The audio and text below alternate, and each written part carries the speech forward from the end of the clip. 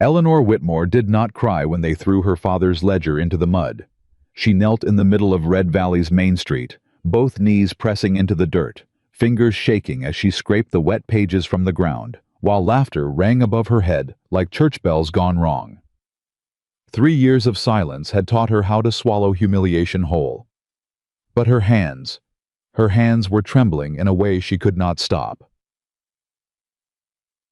If this story already has your heart, hit that subscribe button right now and follow Eleanor's journey all the way to the end. Drop your city in the comments below. I want to see exactly how far this story travels. The summer of 1885 came to Red Valley, Colorado, like a punishment. The heat pressed down on everything, on the cracked clay streets, on the faded storefronts, on the livestock standing motionless in their pens. It pressed down on Eleanor Whitmore most of all. She had been awake since 4 in the morning, not because the heat had chased away sleep, though it had done that too, but because the store would not run itself, and there was nobody left to help her run it. Her father, Gerald Whitmore, had died 11 months ago in the grip of a fever that took him faster than anyone expected. He had left her the store and the small parcel of land behind it, a handwritten will, a stack of debts she was still climbing, and a name that carried no weight in a town that had already decided what she was worth. What she was worth, according to Red Valley, was very little. Eleanor was 24 years old. She had her mother's round face and her father's brown eyes, and she carried herself with the kind of quiet dignity that comes from years of practice, from learning how to walk into a room and take up space without flinching, even when every eye in that room found her body before it found her face. She was a large woman. She had always been a large woman. The town had never once let her forget it. She tied her apron behind her back that morning, the same faded canvas apron she wore every day, and she opened the front door of Whitmore General Goods before the sun had fully cleared the ridge. The wooden sign above the door needed repainting. The hinges needed oil. The front porch step had a crack running through it that she had been meaning to fix for 6 weeks.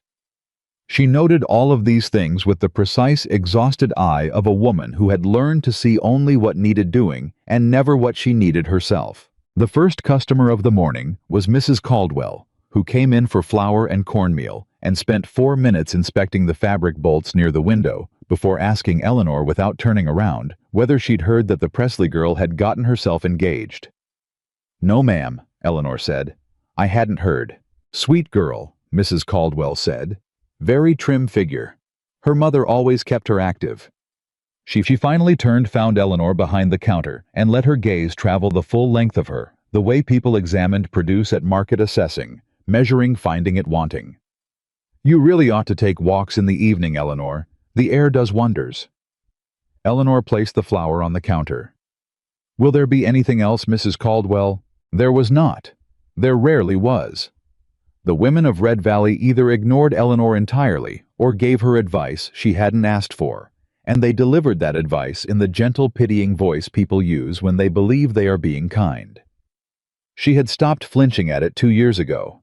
She had stopped expecting anything different roughly 6 months after that. She went through the morning, the way she went through all mornings, methodically, steadily, the way water finds its level. She inventoried the back shelves. She wrote 3 letters to suppliers in Denver. She fixed the hinge on the storeroom door with a screwdriver and a strip of leather she cut herself. She swept the porch and noted again the cracked step and told herself she would deal with it on Sunday. At 10:30, the door opened and Victor Hayes walked in. Eleanor did not stop moving. She kept her hands busy with the manifest on the counter in front of her, kept her eyes on the numbers, kept her face arranged in the expression she had perfected over the past 3 years. The one that said nothing at all. Victor was 31 years old and handsome in the way that certain men are handsome when they are young and have never been told no for very long. He had dark blonde hair and a wide smile and boots that were always freshly polished, and he had been for a period of 8 months 3 years ago, Eleanor's intended. She still was not certain how that had happened. She had been 21 grieving her mother, and Victor had come into the store with that wide smile and told her she was pretty in a way that startled her so completely she had not known what to say. He had courted her for 4 months. He had spoken to her father. He had made promises in a low voice one evening on the porch that she had believed because she had wanted very badly to believe them. Then something had shifted. She could not name exactly when it happened. It was like watching weather change slow at first, then sudden and total. The compliments stopped. The visits became shorter. And then one Sunday, standing in front of the church with half the town watching, Victor had laughed at a joke she had not heard and turned to his friend beside him and said loudly enough for Eleanor to hear clearly, "What was I thinking? A man's got to have some standards." She had walked home alone.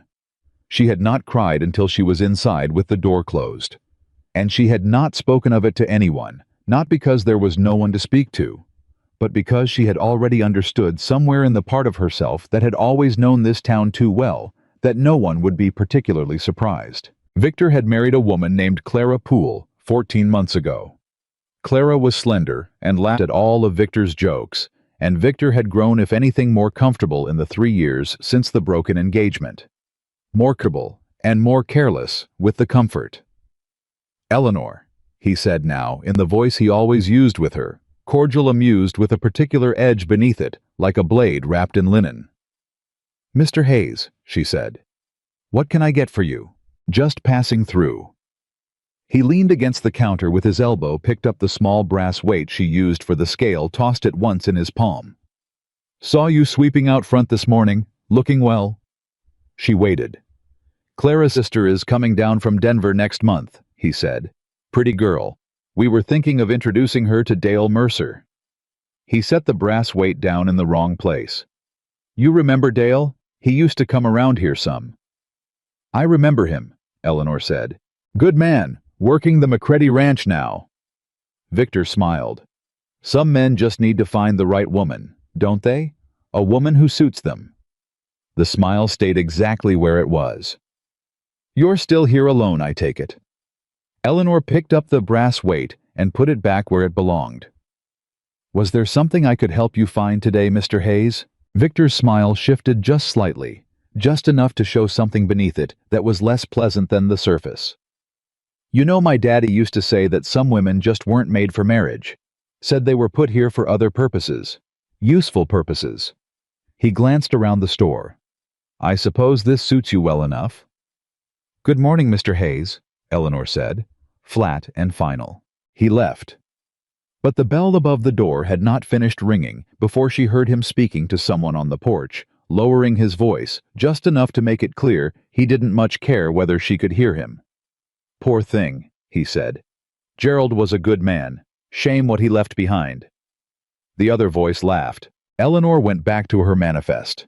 She pressed the pen against the paper harder than was necessary and made herself breathe slowly and counted the numbers twice because she had lost her place, and she did not allow herself to feel anything about this because feeling things about it did not help and had never helped and would not start helping now. She had other things to think about. The debt, for instance. Her father had borrowed money from the county land office 18 months before he died. A larger sum than Eleanor had realized because Gerald Whitmore had been a proud man who kept his worries to himself. She had discovered it 3 weeks after the funeral, going through his papers at the roll-top desk in the back room, and the discovery had sat on her chest like a stone ever since.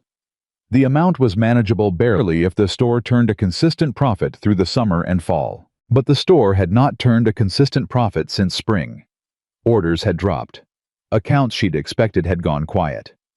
2 families who had traded with Whitmore General Goods for over a decade had in the past 3 months taken their business to Dalton's Supply on the far end of town, a newer store run by a man named Gordon Dalton, who had arrived from Kansas 2 years ago with capital and connections and a clean-shaved smile. Eleanor could not prove that anything improper was happening. She could only look at the numbers and feel the ground shifting. She was still looking at the numbers when at 20 minutes past 2 in the afternoon, the door opened again. She heard the boots first. There was something particular about the sound of them. Not the slap of townsmen's shoes or the shuffle of farmers' work boots, but the steady, deliberate heel strike of a man who had covered a great deal of ground and intended to cover more. She looked up. How was tall? Not exceptionally so, but tall in the way that men are when they have spent years outdoors, when the body has been asked to do real work and has answered. He wore a dark coat despite the heat trail dusty at the hem and a hat that had seen serious weather. His hair was dark brown, cut short, and he had a short beard that was just beginning to show threads of gray at the edges. His eyes, when they found her behind the counter, were a particular shade between blue and gray, the color of sky before a storm makes up its mind. Howe was probably 38. He had the kind of face that suggested he had seen things that cost him something and had paid the price without complaint. He stopped in front of the counter. "Ma'am," he said. His voice was low, unhurried. "I'm looking to resupply, traveling through." "Of course," Eleanor said. "What do you need?" He reached into his coat and produced a folded piece of paper, a list written in a plain, precise hand. He laid it on the counter without sliding it toward her, which meant she had to reach for it, which she did, and she read through it quickly. Coffee salt, dried beans, hardtack rope, 2 boxes of ammunition, a new canteen, a roll of bandaging. "I can have most of this ready within the half hour," she said. "The bandaging and the canteen I've got right now. The ammunition will take me a minute to find the right caliber." "No hurry," he said. "I appreciate it." He did not leave the counter the way most men did, drifting toward the door or finding something to lean against. He simply stood at a comfortable distance and waited. He was not examining her. He was not doing the thing that men sometimes did, the slow measuring look that she had learned to recognize and brace against. He was simply present. Standing in her store with the patience of a man who had learned that waiting was not a weakness, she brought the canteen and the bandaging roll to the counter. "You looking for somewhere to stable your horse?" "Already took care of it," he said. "The livery on Crane Street." "Morrow's?" She nodded. "He's fair, won't overcharge you." "That was my sense," he said. "You know this town well." "Grew up here," she said. "My father ran this store before me." Something moved across his face, not pity, which she was practiced at spotting. Something quieter. Acknowledgement, maybe. Recognition of a weight. "That's a heavy thing to carry alone," he said. "I manage," she said. Not defensively, just as a statement of fact, because it was. "I can see that," he said. And he said it the way he said everything else, like he meant it. Not like a compliment, not like something he was deploying to get a better price. Like a simple observation. She was still processing this, the straightforwardness of it, the absence of any subtext she needed to decode when the door opened for the 3rd time that afternoon and changed everything. There were 4 of them. She recognized 2 on sight. Carl Briggs, who ran the feedlot, and his younger brother Pete, who ran errands for anyone who'd pay him. The other 2 she placed after a moment. Men who worked the land on the eastern edge of the county rough men. The kind who found each day's work in whatever was available and spent their evenings at the saloon, reconsidering the choices that had brought them here. Carl Briggs had a piece of paper in his hand. He came straight to the counter, bypassing the stranger without looking at him, and laid the paper down in front of Eleanor with the flat, deliberate certainty of a man who has rehearsed this moment. "Notice of debt collection," he said, "from the Red Valley County Land Office. I'm authorized to serve it." Eleanor's hands went still on the counter. "You're not with the land office," she said. "I work for men who do business with them," he said. "Same thing." His eyes were flat, satisfied. "You've got 60 days to produce payment in full, Eleanor, or the land parcel behind this store gets seized. The store itself follows after." "That notice was issued 3 months ago," she said. Her voice was steady. She was surprised at how steady it was. "The land office extended my payment period. I have documentation." "Did they?" Briggs leaned on the counter. "Funny thing. I spoke to Mr. Dalton this morning, Gordon Dalton, who, as it happens now, holds a contract with the land office for collecting outstanding accounts. And Mr. Dalton says your extension was filed incorrectly, which means it ain't valid." The room had the particular quality of held breath.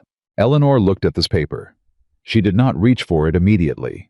She was thinking fast, clean, the kind of thinking that happens in the space between heartbeats when a person realizes the trap has been in place longer than they understood. Gordon Dalton. The new store. The accounts that had gone quiet. The orders that had dropped. "You tell Mr. Dalton," she said slowly, That I will be at the land office first thing Monday morning with my documentation, my father's original contract, and my own legal correspondence. And I will be at the county seat the morning after that if I find that anything has been improperly filed." Briggs smiled. It was not a pleasant smile. "You do that," he said. "See how far a fat woman with a failing store gets in this county." The word landed in this room the way a stone lands in still water, with a sound and then a spreading silence. Pete Briggs made a sound that might have been a laugh. The two men behind him shifted their weight. Eleanor did not move. She held Carl Briggs's eyes, and she did not look away, though every instinct in her body was urging her toward the familiar retreat, the familiar silence, the way of surviving this town that she had perfected over years of practice. Endure it, outlast it, go home, and don't cry until the door is closed. "I think," said a voice behind the Briggs brothers, "that this conversation is finished." It was quiet. It was entirely, completely quiet, and it carried in it the particular quality of stillness that precedes something irrevocable. The stranger had not moved from where he stood. He had not raised his voice. He had not reached for anything. He stood with his hands at his sides and his eyes on Carl Briggs, and there was something in the way he stood, in the absolute measured absence of urgency, that made the room feel different. Carl turned, looked the stranger over, made the calculation that large men make quickly when they encounter other large men. "This is none of your business," Carl said. "I'm in the store," the stranger said, "which makes it my business by proximity at least." He took a single step forward, not threatening, deliberate. "The lady told you she has documentation. That seems like the end of it to me." "The lady," Carl said, and there was something ugly in the way he stressed the word, "is 2 months from losing everything her daddy left her, and she can't afford a lawyer, and she don't have a husband to speak for her, and this county don't much care what she has to say about anything. That's the reality of it." "That may be the reality you're counting on," the stranger said, "but I'd be careful about counting on it too hard. Fraud cases have a way of going sideways when there's documentation and a witness." Carl Briggs looked at him for a long moment. Something in that look shifted, not retreat, not quite, but recalibration. "You passing through," he said.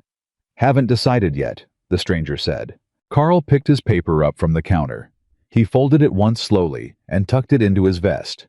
He looked at Eleanor once more, a look that was not anger, but was not quite done either, and then he turned and walked out with his brother and the two men behind him. The bell above the door rang. The room breathed again. Eleanor became aware all at once of the pressure she had been holding in her chest. Not fear exactly, but its close relation. The body's awareness of its own smallness in the face of something that intends to diminish it further. She let one slow breath out. "Thank you," she said. She did not look up immediately because she needed another moment before she could do it without the wrong thing showing in her face. "They've done that before," the stranger said. It was not a question. "Not like that," she said, "but something like it." She looked up then. He was watching her with that same quality of attention, not pity, not rescue, instinct, not the look of a man deciding how much trouble something is worth. Just attention. "That was the first time they came into the store." "Then they're escalating," he said. "Yes," she said. "I know." A pause. He seemed to be deciding something, though his face gave very little away. "My name is Caleb Walker," he said. "I've been through enough counties to know how this particular game is played. If you're interested in hearing what I've seen work against it, I'd be willing to talk." Eleanor looked at him. She had been looked at her whole life, assessed, measured, dismissed.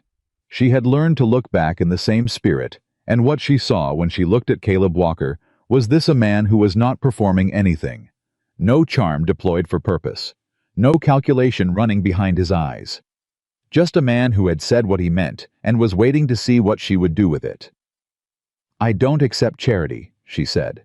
"Wasn't offering any," he said. "I was offering a conversation." She held his gaze for a moment longer.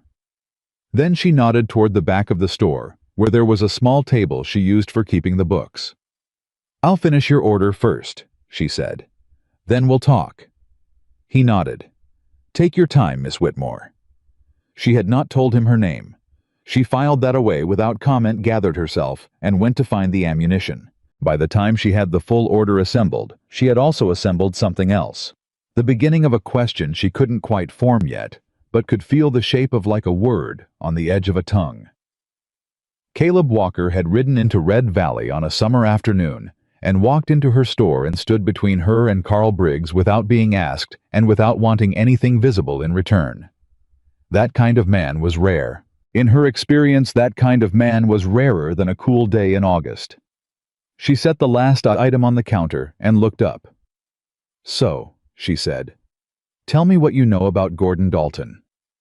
He looked at her steadily, and then for the first time since he'd walked through her door, Caleb Walker almost smiled. "Quite a bit as it happens," he said. "The name follows him." "Follows him from where?" "Douglas County," he said. 2 years before that from a town called Pemberton in Wyoming Territory. Same pattern every time. New town, new contracts with the land office accounts start going quiet for the small operations. Debt notices get served by men who work for him but don't announce it. By the time anyone can prove a connection, the properties have changed hands, and Dalton's moved on richer than he arrived. The world went very quiet around Eleanor. Not the quiet of shock. The quiet of recognition. She had known something was wrong. She had known it in the numbers in the accounts going silent, in the particular way Gordon Dalton had introduced himself to her that first month, so pleasant, so earnest, so warmly unconcerned with competition from a woman running a store alone. She had known it. She had simply not known how to name it. "He went after you specifically," Caleb continued. He was reading her face, not invasively, just carefully the way a person reads terrain. "That debt notice isn't accidental. Your land parcel is the key piece. Whatever's behind this store, whoever wants it, it goes through that parcel first." "There's a water source," Eleanor said. The words came out flat, stripped of everything except fact. "A spring, on the back of my father's land. Gerald always said it was the best water in the valley. He never made a public thing of it because he didn't want the trouble, but people knew." "People like Dalton," Caleb said. "Apparently." She was quiet for a moment. Then, "Who are you, Mr. Walker? Where do you come from?" He was quiet too for a moment. Not evasive quiet. Considering quiet. "I spent 12 years writing border protection for the Federal Land Commission," he said. "Before that, I ranched my father's place up in Montana until the bank took it while I was away on commission. I know what it looks like when the law is being used against the people it's meant to protect." He paused. "I came through Red Valley because I'm heading west. I have no particular reason to stay." The implication was not stated. It sat in the air between them, plain and unhurried. "I can't pay you," Eleanor said, bluntly because she was past the point of softening anything. "I don't remember asking to be paid," he said. "I asked to have a conversation." "Why?" she said. And she meant it as a real question, not suspicious, not deflecting, but genuinely asking, because she was a woman who had learned the hard way that kindness from strangers was generally either pity or prelude to something else, and she wanted to know which this was. Caleb Walker looked at her for a long moment. When he spoke, his voice was unchanged, low, even without decoration. "Because I've walked into a lot of towns," he said, "and I've watched a lot of people get run off their land by men with money and connections, and the kind of friends that sit on county boards. And most of the time, I ride on. Because most of the time, there's nothing to be done." He met her eyes without flinching. "But now and then, there's someone who isn't beaten yet. Someone who's still standing at the counter doing the work even when the ground is moving under them. And those people—" He stopped. Then, "Those people deserve better than what they usually get." Eleanor looked at him. She had been looked at her whole life. She was not accustomed to being seen. The difference she was discovering was considerable. "The land office opens Monday," she said. "I intend to be there when it does." "Then I'll be there too," Caleb said, simply. The way a man says something when it is simply true. She held his gaze for one more moment, measuring him with everything she had learned in 24 years of reading people who rarely meant what they said, and she found with a clarity that surprised her that she believed him. She had not believed a man's word in a long time. She reached across the counter and extended her hand. Eleanor Whitmore, she said. He took her hand and shook it once firm, direct. Not the apologetic, tentative handshake that some men offered women as though afraid of causing offense by treating them like a person. A real handshake, an equal one. Caleb Walker, he said. Outside, the summer afternoon pressed on. The heat was still brutal. The sign above the door still needed painting. The step still had its crack. But something had shifted in the room, some arrangement of weight and possibility, and Eleanor Whitmore, who had spent 3 years of silence learning to carry everything alone, was aware for the first time in a very long time that she was not the only person standing in it. She took a breath, picked up her pen. "Now," she said, "let me show you what I've already found in my father's papers. Because I don't think you're the only one who knows Gordon Dalton's name." Caleb Walker pulled out the chair across from her and sat down without ceremony. And the work began. The papers Eleanor spread across the back table told a story that made Caleb Walker go very still. He did not reach for them immediately. He let her lay them out in the order she had organized them, and that order itself told him something. She hadn't thrown these together in a panic. She had sorted them by date, by sender, by type. She had handwritten notes on small cards tucked between the pages, cross-referencing figures from her father's ledger against dates on the official correspondence. This was the work of a woman who had been paying attention long before anyone came into her store with a debt notice. "Your father knew something was coming," Caleb said. "I think he suspected," Eleanor said. "He didn't tell me directly. He wasn't the kind of man who said hard things out loud."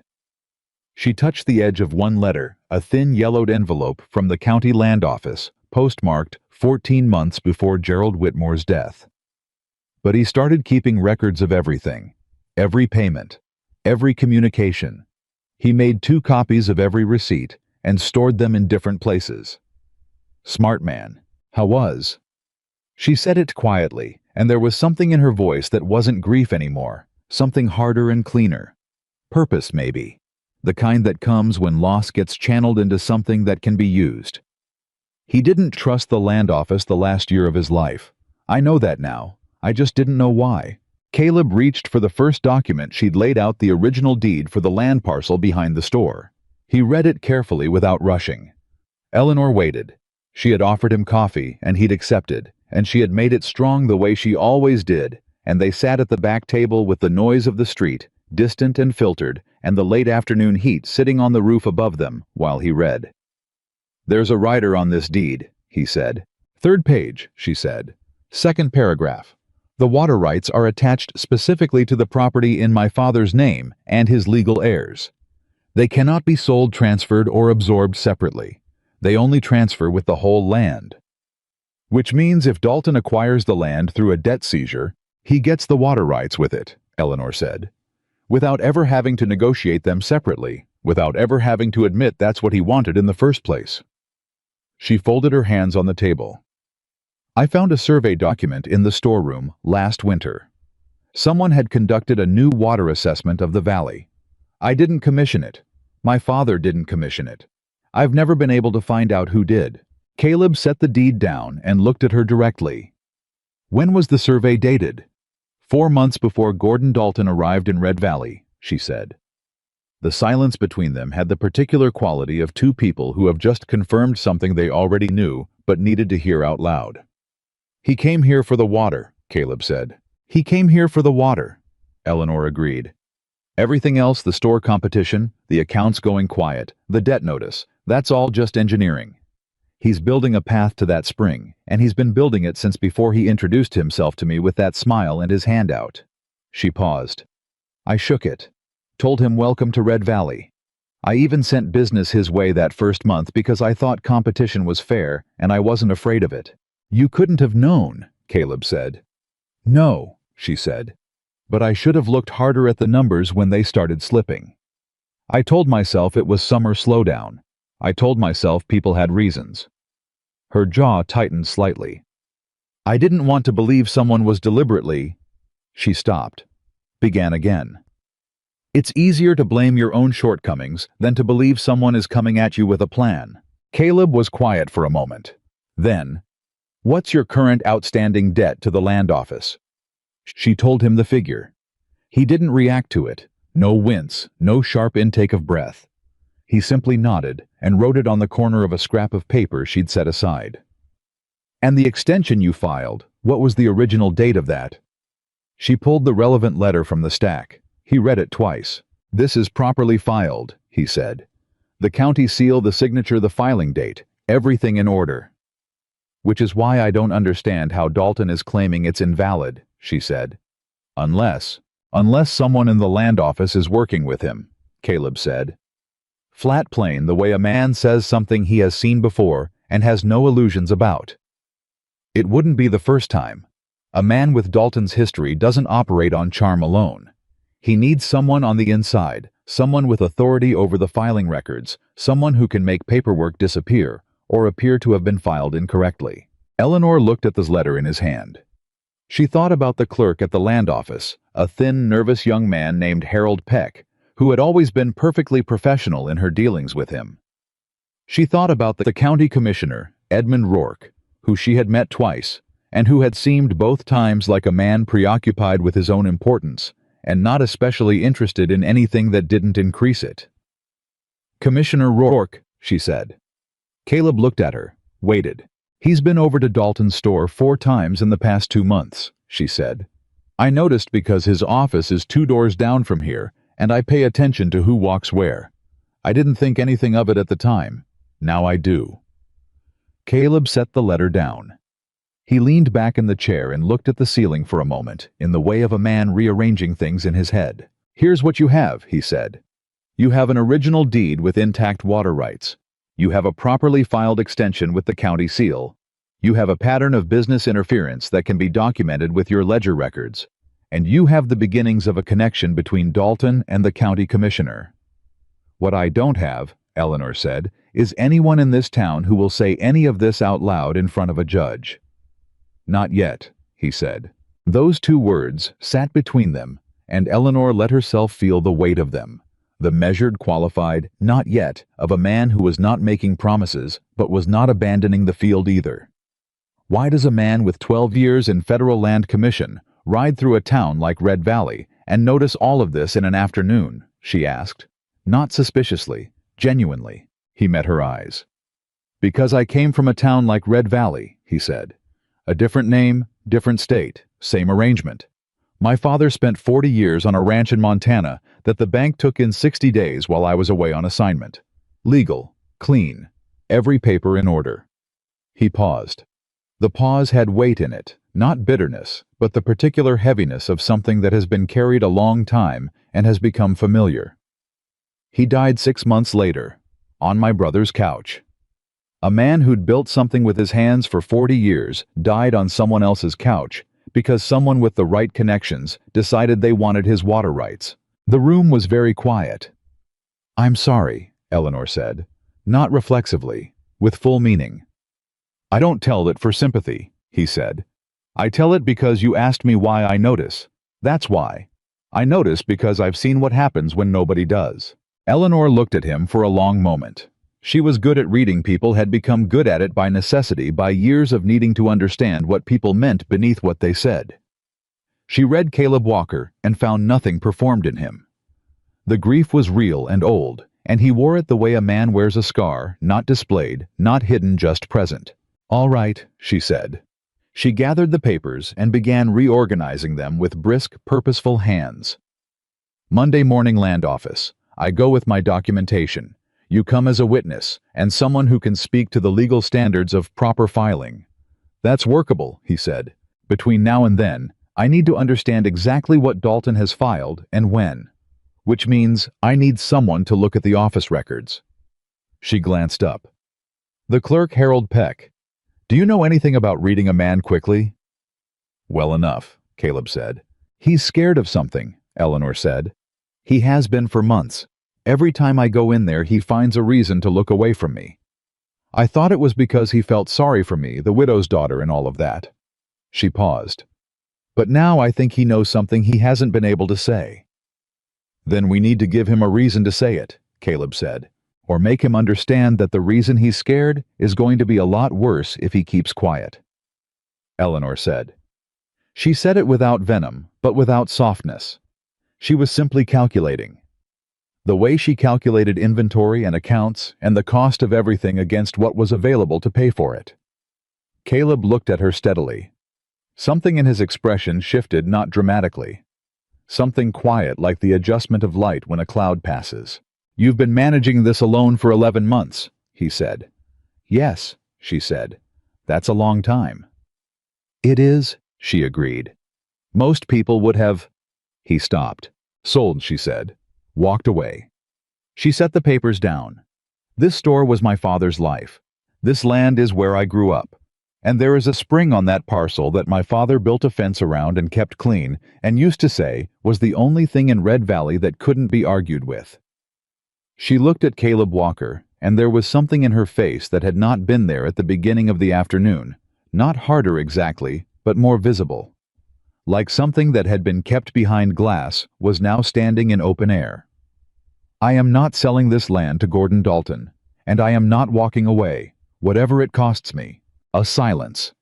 Then Caleb Walker nodded, once the single conclusive nod of a man who has heard what he needed to hear and has made a decision about it. "Then let's make sure it doesn't cost you everything," he said. The weekend before the Monday morning appointment was the longest Eleanor Whitmore could remember in recent years. Not because nothing happened, but because everything happened quietly below the surface in the particular way of a situation that is building toward something and knows it. Caleb Walker took a room at the hotel on Maple Street. Not the best room, not the cheapest. He paid 3 days in advance, which was enough to prevent the kind of casual questions that short notice stays attracted, and he spent Saturday morning at the livery with his horse, and Saturday afternoon covering the town in the unhurried way of a man with nothing particular in mind. Eleanor knew better. She knew exactly what he was doing, because she had spent 11 months doing a quieter version of it herself, watching cataloging, understanding the weight and movement of this town, the way you understand a body of water before you decide to cross it. She opened the store Saturday as usual. She did not change anything about her routine. She weighed sugar and wrapped parcels and took money and made change and said good morning to the people who said good morning and nodded to the ones who didn't, and she gave nothing away in her face that hadn't been there the day before. But she was watching too. She watched Gordon Dalton walk past her store at 9:30, which he did every Saturday on his way to his own, and she noticed this time that he slowed as he passed, just slightly. The kind of slow that suggests something has adjusted in a person's calculation without being able to identify precisely what. He'd heard about Caleb Walker. Of course he had. Red Valley was not a large town, and a stranger who stepped between Carl Briggs and a lone woman and said what Caleb had said would not go unnoticed before sundown. Good, she thought. Let him recalculate. At noon, Agnes Holt came into the store. Agnes was 63 years old and had run the town's seamstress shop for 30 years and had a talent for knowing everything that moved in Red Valley, which she deployed selectively and with what she considered appropriate discretion, and which Eleanor had always considered to be the closest thing the town had to a newspaper. "There's a man been asking questions about you," Agnes said, setting 3 spools of thread on the counter with the air of someone reporting on weather conditions. "I know about him," Eleanor said. "Know about him," Agnes repeated with a particular intonation. "He spent an hour talking to Earl Morrow at the livery this morning." "Earl talks to everyone. Not like this." Agnes leaned forward slightly. "Earl was telling me about it 20 minutes ago because Earl has sense, which not everyone in this town can claim. The man Walker, is it?" "Caleb Walker," Eleanor said. "Walker was asking about the county records from 2 years ago, about who filed what and when in regard to the land office accounts." Agnes paused. "Earl said he's seen men like that before.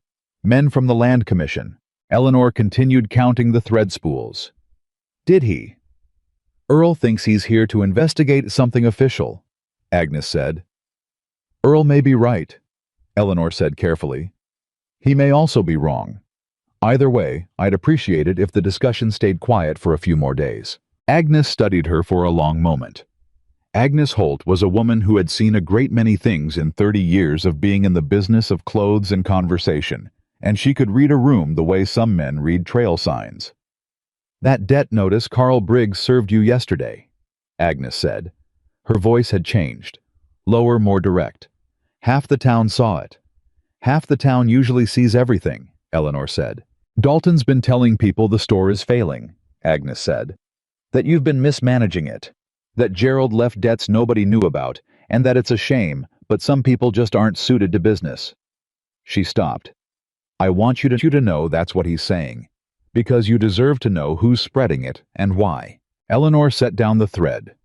She looked at Agnes Holt, at the lined, frank face of a woman who had known her since she was 7 years old, who had made her first good dress for her mother's funeral, who had looked at her every time she came into that seamstress shop, with the particular neutrality of someone who treated all customers the same, regardless of what size cloth they required.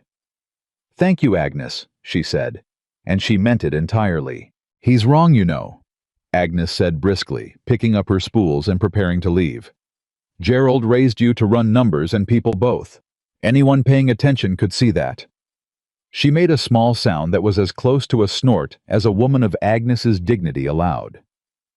"Most people in this town aren't paying attention. That doesn't make them right." She left. Eleanor stood at the counter for a moment afterward, with something warm and unfamiliar sitting in her chest that she eventually identified as the simple, startling sensation of being defended. Not rescued, not pitied, defended as a matter of fact. She filed it away and went back to work. Caleb came back to the store at 3 in the afternoon on Saturday. He came in without ceremony, the way he had come in the first time, the sound of his boots on the boards, the hat, the dust. He was alone and looked entirely unhurried. "Peck," he said without preamble, because they were apparently past preambles. "The clerk. He boards at Mrs. Tanner's house on Church Street." "I know," Eleanor said. "He came back from the land office yesterday afternoon, a Saturday, which is unusual, and spent 40 minutes there before leaving fast." Caleb placed both hands flat on the counter. "Something spooked him. Either Briggs told Dalton about my involvement, and Dalton's putting pressure on Peck to make the paperwork problems ironclad, or Peck is doing something he doesn't want discovered, and is making sure it's clean before Monday. Either way, we need to talk to him before Monday," Eleanor said. "That's what I was thinking," Caleb said. "The question is how." Eleanor considered this. She thought about Harold Peck. His nervous hands, the way he always addressed her as Miss Whitmore, with a formality that was slightly excessive. The way he had 3 months ago started avoiding her eyes. She thought about what she knew of his situation. Young, new to the position, answering to Commissioner Rourke, who answered to whoever put the most money in his direction. "He's not a bad man," she said. "I don't think he is. I think he's a young man who got pulled into something too quickly to understand what it was, and now he's in far enough that getting out looks worse than staying in." She paused. Men like that don't respond to confrontation. They shut down, they get defensive, and they protect the decision they've already made, because reversing it means admitting it. Caleb looked at her steadily. "What do they respond to?" "Permission," she said. "The sense that someone sees them clearly and isn't going to punish them for the truth if they tell it." She straightened the manifest beside the register. "I'll go see him Sunday evening, alone." "That may not be safe," Caleb said. "Not a command, not a veto, an observation." Mrs. Tanner's boarding house on Church Street on a Sunday evening is about as safe as Red Valley gets, Eleanor said dryly. "I'll be home before dark." He held her gaze for a moment. She returned it without flinching, because she was a woman who had made her own decisions for 11 months in a town that thought her incapable of making them, and she was not about to apologize for continuing. "All right," he said. "I want you at the land office Monday morning before I arrive," she said. 8 o'clock. I'll be there at 8:30. If you're already in the room when I come in, it changes the geometry of it. They've been dealing with a woman alone. They haven't dealt with a witness yet." Something moved at the corner of his mouth. Not quite a smile, but its near relation. "You've been planning this longer than 2 days." "I've been planning it for 11 months, she said. "I just didn't have all the pieces." She looked at him directly. "You're a piece I didn't expect." He held her gaze. "That makes 2 of us, Miss Whitmore." The Sunday evening visit to Harold Peck went nothing like Eleanor had imagined it. She had imagined nervousness, deflection, possibly a door closed in her face. What she found was a young man sitting on the front porch of Mrs. Tanner's boarding house, in the dusky heat of a Colorado Sunday, holding a glass of water and looking at the street with the expression of a person waiting for something they know is coming and cannot outrun. He saw her approach and went very still. "Miss Whitmore," he said. "Mr. Peck," she said. She stopped at the foot of the porch steps. "I'm not here to threaten you. I want to be clear about that right away." He looked at his glass of water. "Then what are you here for?" "I'm here because I think you know what's been done with my father's files," she said. "And I think you've been carrying it alone. And I think you're scared. And I think you're right to be scared, because the men who put you in this position are not men who will protect you when it comes apart." Harold Peck's jaw tightened. He was 26 years old and looked younger, and he looked in this moment very young indeed. "I don't know what you're talking about," he said, to the water glass. "Your hands are shaking," she said, gently, without accusation, just as a fact. He looked down. They were in fact trembling slightly against the glass. "Mr. Peck," Eleanor said. She did not move from the foot of the steps. She kept her voice even and her body still because she was asking him to trust her, and she understood that trust is not produced by pressure. "My father was a good man. He worked this land for 30 years. He paid his debts honestly. What is happening to his store and his property is wrong, and the people doing it are counting on the fact that I have nobody to stand beside me and you have too much to lose." She paused. "But you already have too much to lose. That's already true. The only question now is which direction you go when it falls." The silence stretched. Somewhere on Church Street, a dog barked once and went quiet. Harold Peck set his glass down on the porch railing. He put both hands flat on his knees. He stared at the street. "The extension you filed was valid," he said, very quietly, to the street. "I processed it myself. The seal is real. The date is real. All of it is exactly what it should be." Eleanor held very still. "Commissioner Rourke told me 3 weeks ago that the filing had been found to have a procedural error," Peck continued. "He said it would need to be voided and refiled. But when I looked at the original—" He stopped, swallowed. "There was no procedural error. I've been filing documents for 2 years. I know what a proper filing looks like."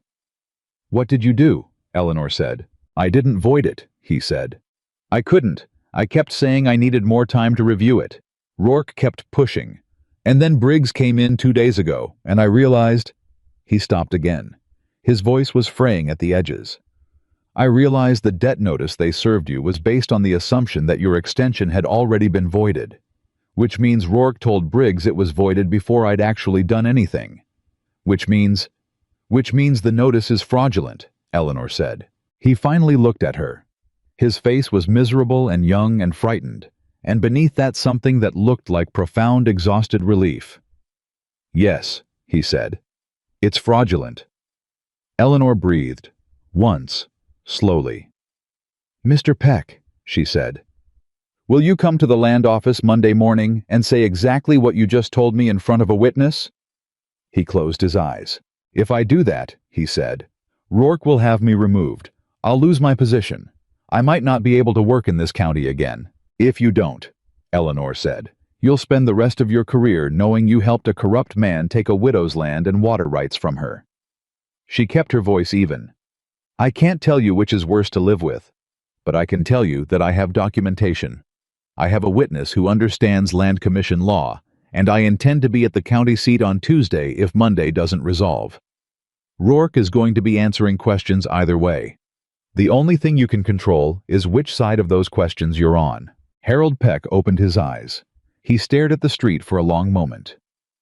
8 o'clock, he said at last. 8:30, Eleanor said. "I'll be there at 8:30. He nodded, once, looking at his hands. She said good night and walked back down Church Street in the long, warm light of a Colorado Sunday evening. And she did not let herself feel the full weight of what had just happened until she was back inside the store, with the door locked and the lamp lit and the papers spread on the table in front of her.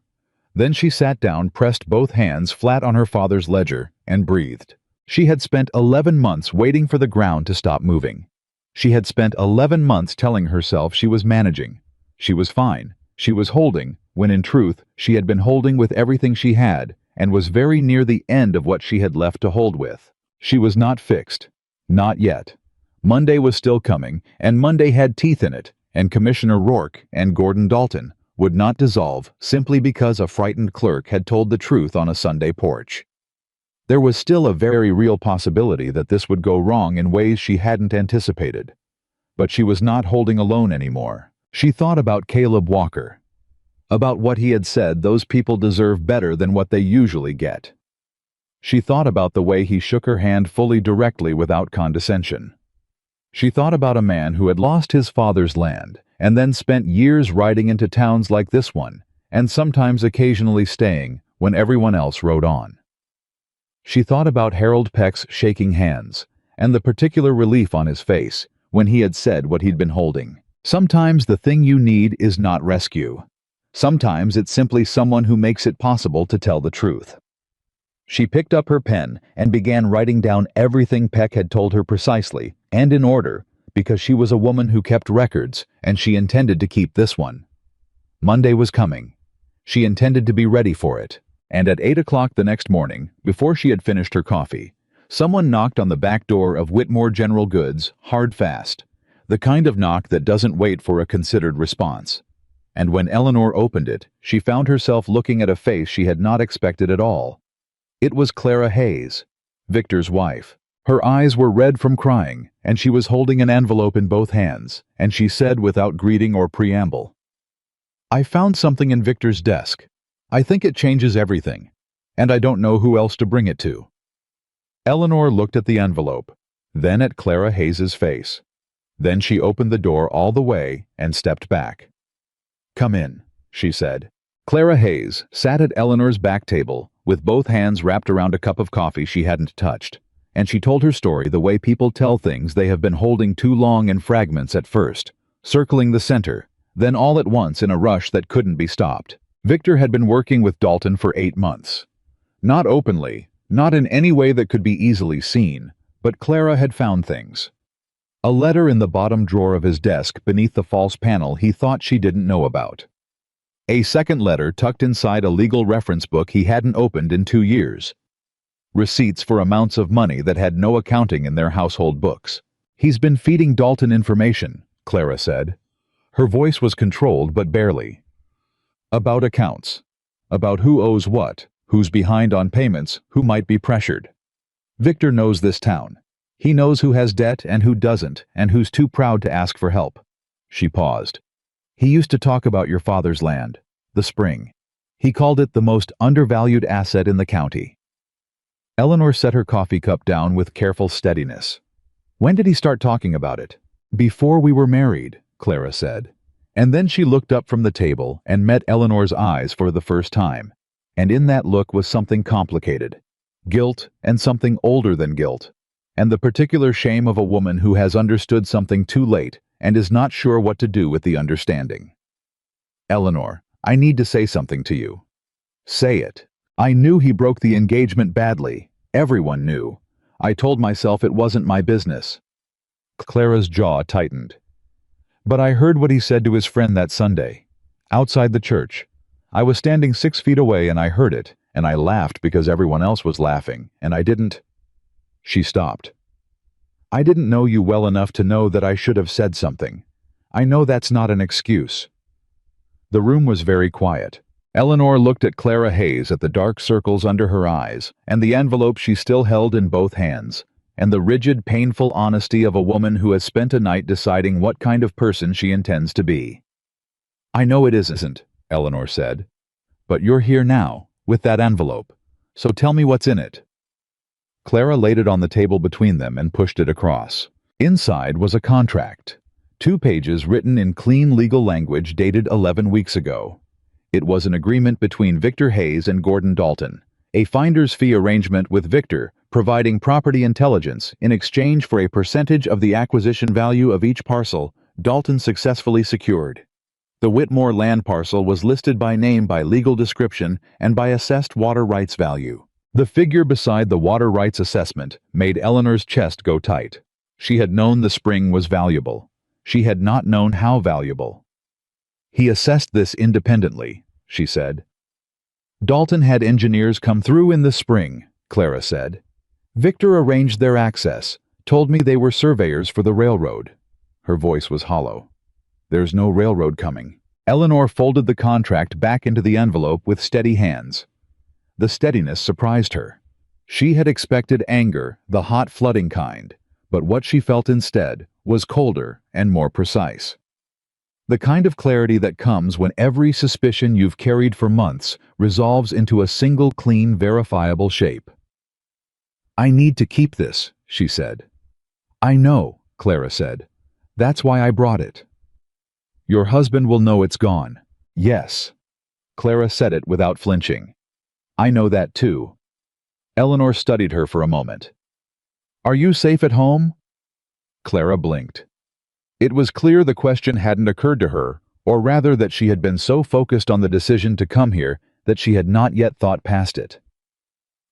Yes. Victor isn't... She paused. He's not that kind of man. All right, Eleanor said. But if that changes, you come here. Something moved across Clara's face. Surprise and something softer underneath it. You'd do that. You came here with this envelope, Eleanor said simply. Yes, I'd do that. They sat in silence for a moment. Outside, Red Valley was waking up the sounds of a Monday beginning, boots on boards, horses, the distant clang of the smithy opening. What are you going to do with it? Clara asked. Eleanor stood and began gathering her papers with the precise, deliberate efficiency of a woman who has a great deal to accomplish in a limited amount of time. I'm going to take it to the land office in 30 minutes, along with everything else I have. And then I'm going to see what Commissioner Rourke does when the room stops being what he expected. She did not say, I am terrified. She did not say, I have been awake since 3 in the morning, and my hands won't fully stop shaking, and this is the most important morning of my life. She said nothing of those things, because they were true and private, and belonged to her alone. And because naming fear out loud before a fight has never once made the fight easier. Clara stood. She smoothed her skirt with both hands and lifted her chin in the particular way of women who have made a decision they cannot take back and have decided to stand behind it. I hope it goes the way it should, Clara said.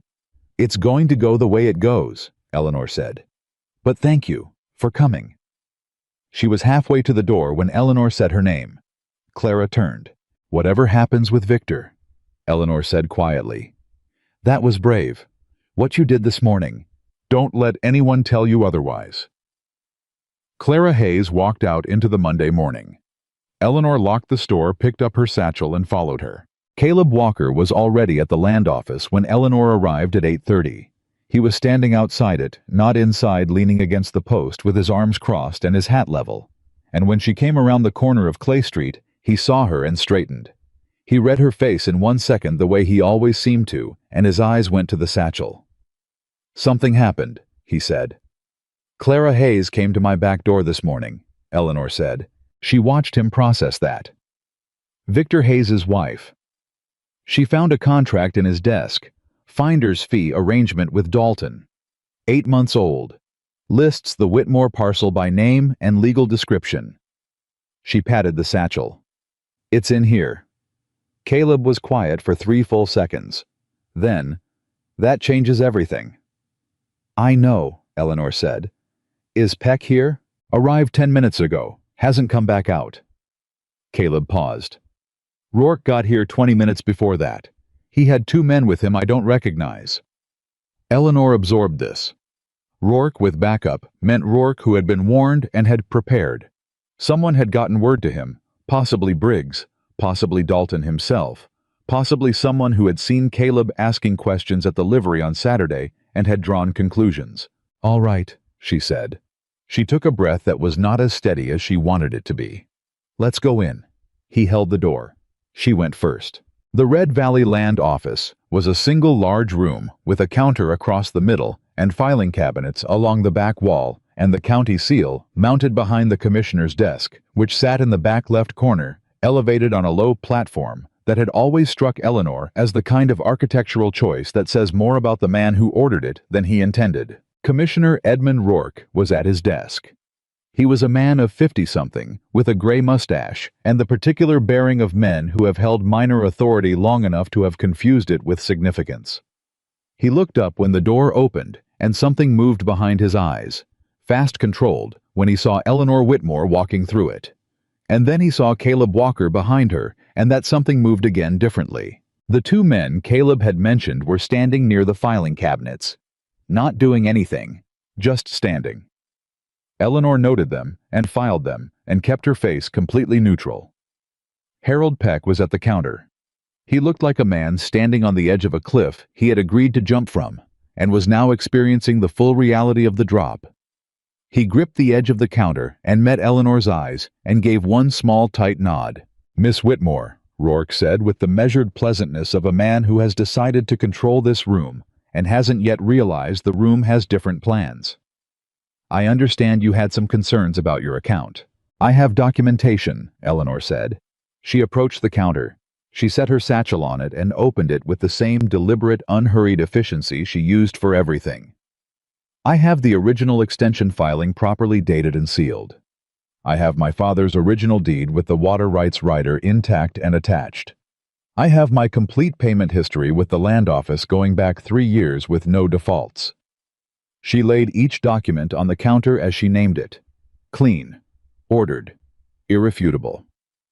"And I have a contract signed 11 weeks ago between Gordon Dalton and Victor Hayes, arranging financial compensation to Victor Hayes for property intelligence concerning this office's accounts, specifically including the Whitmore parcel, with a listed value that suggests both parties had access to a private survey assessment that was never registered with this office." The room went very still. Rourke did not move. His face did not change in any dramatic way. But something in it settled the way something settles when a door closes that cannot be reopened. "I don't know what you think that document," he began. "Commissioner Rourke." Caleb Walker spoke from just behind Eleanor's left shoulder. His voice carried exactly the same weight it had always carried, no louder, no softer. "My name is Caleb Walker. I spent 12 years with the Federal Land Commission, and I am personally familiar with the statutes governing improper coordination between county offices and private land acquisition parties in Colorado territory." He paused. "I'd suggest we have a direct conversation, because the alternative is a referral to the Territory Commissioner's office before the end of this week, and those proceedings tend to be considerably less comfortable for everyone involved." Rourke looked at Caleb Walker. He looked at him for a long time in the way of a man recalculating everything he thought he understood about this situation. Then he looked at Harold Peck, and Peck, young frightened Harold. Peck, whose hands were shaking visibly against the counter, looked back at him and said in a voice that trembled but did not break, "The extension filing is valid. Commissioner, I processed it myself. There was no procedural error. I can state that in writing and under oath." One of the men near the filing cabinets shifted his weight. Caleb turned his head toward them, just his head, just slightly, and the movement stopped. Rourke's jaw moved. Eleanor could see him running through scenarios of this situation and finding each one closed off or closing. She had spent 11 months watching this man from a distance and had always read him as vain and acquisitive, but not particularly courageous. She had been right. "The contract between Hayes and Dalton," he said at last, and his voice had changed. The pleasantness was gone, and what was underneath was tired and careful. "Where did you obtain that?" "That's not the relevant question," Eleanor said. "The relevant question is whether this office has been operating in proper accordance with the law, and I believe Mr. Peck is prepared to provide testimony that it has not." Rourke looked at Peck again. Peck stared at the counter. He had the look of a man who has already jumped and is falling and is surprised to find the air beneath him. "I need to speak to my attorney," Rourke said. "Of course," Eleanor said. "I'll be at my store this afternoon. I'll expect a written confirmation that my extension filing is valid, and that the debt notice served by Carl Briggs on Friday is retracted, or I'll be sending copies of everything in this satchel to the Territory Commissioner's office by Wednesday's post." She picked up her documents and replaced them with precise, unhurried care. She closed the satchel. She looked at Rourke directly. My father paid his debts and kept his accounts and built his business honestly in this valley for 30 years. I intend to do the same. And I intend to do it on the land he left me. She turned from the counter. She was halfway to the door when Rourke said quietly and without his earlier pleasantness, "This isn't finished, Miss Whitmore." She stopped. She did not turn immediately. She thought of her father, of his handwriting in the ledgers of the spring on the back parcel that he had fenced and kept clean and said was the only thing in Red Valley that couldn't be argued with. Then she turned. "No," she agreed. "It isn't, but the direction it's going in just changed." She walked out. Caleb followed her. He pulled the door shut behind him with the quiet click of a man who knows how to close a door without making a statement about it, which in itself was something of a statement. They stood on the board sidewalk outside the land office. The Monday morning moved around them. Eleanor was aware that her hands inside the gloves she wore were shaking. She kept them pressed flat against the satchel and breathed through it. "Peck held," Caleb said. "He did," she said. "Rourke's going to move fast. He's going to try to reach Dalton before we can reach anyone official." "I know." Eleanor was already thinking 3 moves ahead. Agnes Holt knows everyone in this town and has a talent for making sure the right information reaches the right people. I need to talk to her before noon. She paused. "And I need to find out if Victor Hayes knows his wife came to me this morning. Because if he does, he'll warn Dalton," Caleb said, "and Dalton will try to make the contract disappear, claim forgery, claim something." She looked at Caleb. "Can you get to the telegraph office and send word to the territory commissioner before Rourke gets there? I don't want to wait until Wednesday." He was already moving. "I'll be back within the hour." "Caleb." He stopped. She met his eyes directly. "Thank you. For this morning. For standing there." "You didn't need me to speak for you," he said. "No," she agreed. "But having someone stand beside you when you speak, that isn't nothing." He held her gaze for a moment. Then he nodded, once turned and walked toward the telegraph office with the long, unhurried stride of a man who has somewhere to be and fully intends to get there. Eleanor went to find Agnes Holt. What happened next moved faster than Eleanor had anticipated and more publicly than she had planned. Agnes Holt, it turned out, had already been paying attention. She had been paying attention for weeks, ever since she noticed that 2 of Dalton's supply contracts seemed to involve businesses that had previously dealt exclusively with Whitmore General Goods. She had said nothing because she had no proof of anything improper, and because Agnes Holt was a woman who dealt in confirmed information, not suspicion. But she had been watching, and she had talked to people, and the network of seamstresses and boarding house keepers and church auxiliary members and general store regulars that Agnes maintained with the calm efficiency of a general running a quiet campaign had been gathering observations for 2 months without anyone, including Dalton, understanding what was being gathered. Eleanor sat in Agnes's back room for 45 minutes and listened to what Agnes knew, and by the end of it, she had 3 additional witnesses who had observed Rourke and Dalton meeting privately on at least 4 occasions in the past 6 months, witnesses who were willing to say so in writing if someone asked them properly. "Why didn't you come to me?" Eleanor said. "Because you had enough to carry," Agnes said crisply. "And because I wasn't sure it would help until I had enough of it to matter." She folded her hands on the table. "Does it matter now?" "It matters enormously," Eleanor said. Agnes nodded with the satisfied precision of someone who has made a correct calculation. "Then let's write it down." They were still writing when the sound came from the street outside, raised voices, the particular pitch of a public confrontation, the kind that pulls people out of doorways. Eleanor looked up. Agnes was already moving toward the window. She looked out, and her expression did the thing it did when something was not particularly surprising, but was nonetheless significant. "Gordon Dalton," she said, "is on the street outside your store, and he is not alone." Eleanor stood. Dalton had brought 4 men. 2 of them Eleanor recognized as regular customers of his storemen who owed him credit, the kind of debt that makes people available for requests they'd rather not fulfill. The other 2 she recognized from the land office that morning. Howe was standing in front of Whitmore General Goods, with his arms crossed and his voice at a volume calculated to draw an audience, which it was doing. He was saying loudly, and with the particular confidence of a man who believes he has not yet been stopped, that the Whitmore property was in default, that the store was closing, and that he was prepared to offer fair market value for the building and contents to any creditor who needed to settle accounts. Howe was declaring victory, in public, before it was over. Eleanor stepped out of Agnes Holt's shop and walked toward him through the gathering crowd, and what she felt in that moment was not the anger she had expected, not the hot flooding kind she had braced against all morning. It was something colder and more final, like the moment when you understand that a thing you have been afraid of for a long time is smaller than the fear you gave it. She stopped 6 feet from Gordon Dalton. The crowd, which had been murmuring among itself, went quiet. Dalton looked at her. Something shifted in his face, not fear, not yet, but the first intimation of miscalculation. He had expected her at the land office. He had not expected her here now this composed. "Mr. Dalton," she said, clearly, loud enough for the crowd. "I'd like to ask you a question." He spread his hands, a gesture of openness, of reasonableness. "Miss Whitmore, this is a business matter. When you commissioned the independent water survey of this valley," she said, "did you register it with the county land office as required by Colorado territorial law?"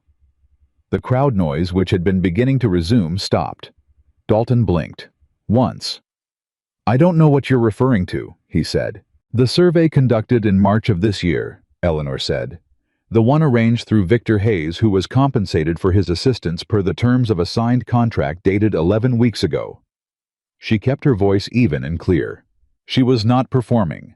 She was simply speaking facts in a town that had not yet heard them. "The survey that assessed the water rights attached to my father's land at a value considerably higher than any public record would suggest, which is interesting, given that those rights are what you've been trying to acquire." Dalton's expression had gone through 3 things in 5 seconds and was now settling on something controlled and cold. "You're making serious accusations," he said. "I'm stating documented facts," Eleanor said. "The documentation is currently in the hands of the Territory Commissioner's office, along with testimony from a land office employee about irregular handling of my filing records." She paused. "I'd also mention that Commissioner Rourke is at this moment meeting with his attorney, which I expect you already know." The crowd had gone completely, absolutely still. Dalton looked at her. She looked back. She did not look away. She had spent 3 years in the town, swallowing the particular humiliation of being measured by people who had already decided her value, and she had learned something in those 3 years that she was only now in this moment, understanding the full weight of endurance is not the same thing as defeat. Surviving is not the same thing as conceding. And the woman who is still standing at the counter doing the work when everything is moving against her is not a woman who has given up. She is a woman who has been waiting for the moment when she has enough to stand on. "This isn't over," Dalton said. His voice was quiet now. Private.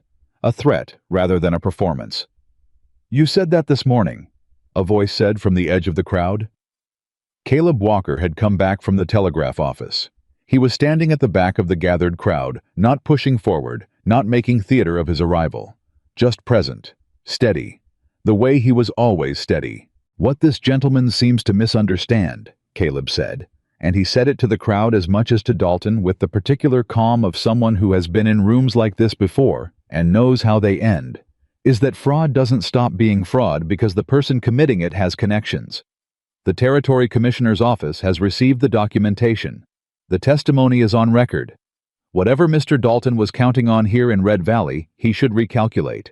Today. Dalton looked at Caleb. He looked at the crowd. He looked at Eleanor. He looked like a man understanding for the first time that the game he'd been playing had run out of the board. He thought he was playing it on. One of his men shifted beside him. Dalton put out one hand, a small gesture, a stop gesture, and the man stilled. Then Dalton straightened his coat, adjusted his hat, and walked away from Whitmore General Goods without another word. His men followed. The crowd watched him go, and then slowly, the way things happen in small towns when the understood order of something has changed, the crowd began to murmur again. Not the murmur of an audience watching entertainment. The murmur of people recalibrating. of people who had told themselves a story about Eleanor Whitmore, failing store, failing woman, too big, too alone, too much to manage. Encountering the version of her that had been there all along, which was simply this: a woman who knew exactly what she was doing and had been doing it without anyone's help for a very long time. Agnes Holt appeared at Eleanor's shoulder. She said nothing. She simply stood there, which coming from Agnes was its own kind of statement. And then something happened that Eleanor had not expected in any version of this morning she had imagined. The first person to speak was Mabel Dempsey, who ran the laundry on the far side of town and had barely exchanged 20 words with Eleanor in 3 years. Mabel was 60 years old and broad-shouldered and had a voice like gravel, and she said simply, and to no one in particular, "Her daddy built half the credit in this town. What Dalton was doing to her wasn't right, and most of us knew it." The second person was Earl Morrow from the livery, who said, "I've been watching that man Dalton since he arrived. Never trusted him. Said it to my wife." The third was a woman Eleanor didn't know by name, a younger woman, a rancher's wife from the edge of the valley, who said quietly, "He came to us too, offered to buy our east pasture, wouldn't say why he wanted it." And then the crowd was talking fully and openly in the way crowds talk when the thing everyone knew but nobody said has finally been said by someone who had more to lose than any of them. Eleanor stood in the middle of it and felt something she had not felt in a very long time. Not just vindication. Something quieter and more fundamental than that. The particular bone-deep sensation of being seen by a place that had looked at her for years and never actually looked. Caleb Walker appeared at her side. He did not touch her shoulder or her arm. He simply stood the way he had stood beside her at the land office counter, which was as a person who has chosen to be present without requiring anything from that presence. The Territory Commissioner's office received the telegram. He said low enough for only her to hear. "They're sending an investigator. Should be here by Thursday." "Thursday," she said. She absorbed this. "It's not finished," he said. "Dalton has resources and he'll use them. Rourke is going to try to protect himself by putting everything on Dalton, which might help you or might complicate things depending on what each of them decides to do in the next 48 hours. "I know," she said. "But the ground shifted today." "Yes," she said. "It did." She was quiet for a moment. Around them, the crowd continued its low-changed murmur. Agnes was already speaking to Mabel Dempsey with the focused, purposeful energy of a woman organizing something. Earl Morrow was shaking his head at the whole situation with the satisfied disapproval of a man who has been vindicated in a long-held opinion. Red Valley was not transformed. It was not suddenly kind or just or free of the small cruelties that accumulate in any place where people live too close together with too many judgments and not enough room. It was still the town that had laughed at her outside the church. It was still the town that had called her too much, too large, too alone to matter. But something had moved in it. Something had cracked open and let in a different kind of air. "Mr. Walker," Eleanor said. "Miss Whitmore." She looked at him directly, the way she looked at everything she intended to deal with honestly. "Why did you stay?" He was quiet for a moment. Not evasive. Just the careful quiet of a man who says things when he's sure he means them. "Because you were still standing," he said. "And because what was being done to you was wrong. And because—" He stopped. Then with the same steady plainness he brought to everything. "Because I haven't met many people who do what you do, who carry what you carry, and still show up, and still work, and still refuse to let it take what it's been trying to take." She held his gaze. "I'm going to fight the next 48 hours, she said. "Whatever Dalton and Rourke do, I'm going to fight it." "I know," Caleb said. "And then," she said, and something shifted in her voice, quieter, more personal, the first crack in the professional composure she had maintained for an entire morning and most of a very long week. "I'm going to sleep for approximately 2 days." It startled a short, low sound from Caleb Walker that she realized with some surprise was a laugh. Not performed, not courteous.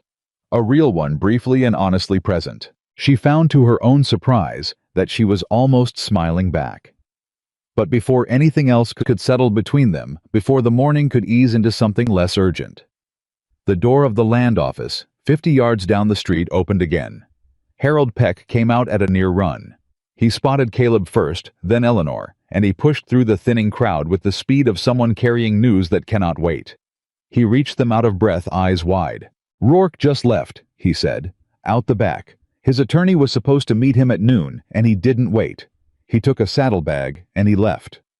He grabbed Caleb's arm. "And someone broke into the filing room. The drawer where your extension was held, Miss Whitmore, the original, is gone." The crowd noise dropped away. Eleanor felt the cold clarity return, that particular precise sharpening that she had come to recognize as her mind, deciding there was no more room for anything except what needed doing. She looked at Caleb. He was already looking at her. "Do you have your copies?" he said. "In the satchel," she said. "Always." "Then we have what we need." He turned to Peck. "You said the original is gone. Is your testimony about its validity still intact?" "Yes," Peck said. "I'll still say it. I'll say it in writing today if you need me to." "I do need you to," Eleanor said. She was already moving. "Come to the store, now, both of you."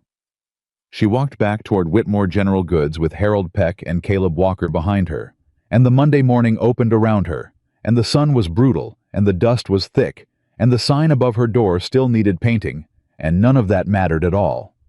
Because Rourke had run. And men who run are men who know they've lost. The real question, the one that would keep her awake again tonight, the one that crackled beneath every other thought, like a fire she couldn't yet see, was what Gordon Dalton was going to do now that his architect had fled. Because Dalton was not the kind of man who ran. He was the kind of man who, when a plan collapsed, built something worse on its rubble. And he still had the water. Or thought he did. She was not done yet. Not even close. But neither, for the first time in 11 months, was she alone. Harold Peck wrote his testimony at Eleanor's back table in 40 minutes, and he wrote it in the careful, precise hand of a man who understands that words on paper outlast the fear that made them difficult to write. He did not hedge. He did not soften. He stated in plain and legal language that the extension filing for the Whitmore land account had been properly processed, that no procedural error existed, that he had been instructed by Commissioner Edmund Rourke to void a valid document, and that he had declined to do so. He stated the dates. He stated the conversations. He signed his name at the bottom with a hand that trembled slightly, and then went still. Eleanor witnessed it. Caleb witnessed it. Eleanor made 3 copies by hand, while Caleb read the original for accuracy, and then she sealed one copy in an envelope addressed to the Territory Commissioner's office, and handed it to Caleb without a word, because there was an understanding between them by now that did not require words for every transaction. "Post office before noon," she said. "Already going," he said, and was out the door. Peck sat at the table after Caleb left, looking at the signed statement in front of him, with the expression of a man who has just stepped off a very high ledge and is surprised to find solid ground. Eleanor poured him more coffee and set it beside him, and did not say anything reassuring, because she was a woman who respected people enough not to offer comfort they hadn't asked for. "What happens to me now?" Peck said. Not dramatically, just as a real question. "Rourke is gone," Eleanor said. "That means the position of County Land Office Administrator is vacant. Someone will need to manage those records through the investigation. Someone who knows where everything is and how it was filed." She looked at him steadily. "Someone whose testimony establishes them as the person who maintained the integrity of the office when the commissioner abandoned it." Peck looked up at her. "That's not guaranteed," she said honestly. "But it's a real possibility. And it's a better position than the one you were in at 7 o'clock this morning." I was quiet for a moment. Then, "Your father came in once about a year before he died. I was new to the position. He spent 20 minutes explaining the water rights rider on his deed to me because he wanted to make sure I understood it. He said—" Peck paused. "He said he wasn't worried about himself, but he wanted someone in that office to know what it meant for whoever came after him." Eleanor went very still. "He knew," she said. "I think he suspected," Peck said. "Same as you said last night." He looked at his coffee. "I should have done this sooner. I should have come to you months ago." "Yes," she said, because it was true, and he knew it, and she was not going to pretend otherwise. But you're here now, and what you wrote this morning matters. She picked up her copy of the testimony and slid it into the satchel with everything else. Go back to the office. Keep the records intact. Don't let anyone in that filing room without written authorization, and if anyone tries, you send for me immediately. Peck nodded. He picked up his hat. He looked, Eleanor thought, like a different person than the man who had sat on Mrs. Tanner's porch the previous evening. Not because his situation had dramatically improved, but because he had chosen a direction, and the choosing itself had changed the shape of him. Miss Whitmore, he said at the door. For what it's worth, everyone knows what your father built here. Most people know what you've been doing to keep it. They just... He stopped. This town is better at watching than it is at speaking up. I know, she said. But that's changing. He left. Eleanor stood alone in the store for approximately 90 seconds, which was all the alone time she intended to allow herself, and she pressed both hands flat on the counter and breathed and thought about her father explaining a water rights rider to a nervous young clerk because he wanted someone to know what it meant for whoever came after him. He had known she would be the one who came after him. He had been planting things for her to find. She picked up her pen and went back to work. The first sign that Gordon Dalton was not going to accept Monday's events quietly came at 2 p.m. when Carl Briggs walked into the store. He did not bring his brother this time. He did not bring anyone. He came alone, which was either confidence or calculation, and he stood in front of Eleanor's counter with his hat in his hands in a posture that was not quite conciliatory, but was no longer the aggressive certainty of Friday. I'd like to speak to you, he said. You're speaking to me now, Eleanor said. She did not stop what she was doing, which was entering the morning's transactions in the ledger. She did not look up immediately. Privately. This is private enough, she said. She looked up then. What do you want, Mr. Briggs? Carl Briggs had the look of a man who has spent several hours understanding that the ground under his feet belongs to a different landscape than the one he thought he was standing on. He was not a stupid man. He was a man who had made a calculation, and the calculation had been wrong, and he was experienced enough to know that doubling down on a bad calculation is how men go from making a mistake to making a ruin. I want you to know that the debt notice I served Friday was done on instruction, he said. I was told the filing had been voided. I was told it was a legitimate collection action. By Commissioner Rourke, Eleanor said. He didn't confirm it directly, but he didn't deny it either, which was its own kind of confirmation. I wasn't told about any arrangement between Dalton and Hayes. I wasn't part of that. Eleanor set her pen down and gave him her full attention, which she could see made him marginally more uncomfortable than being ignored had. What do you want from me, Mr. Briggs? I want you to know the distinction, he said.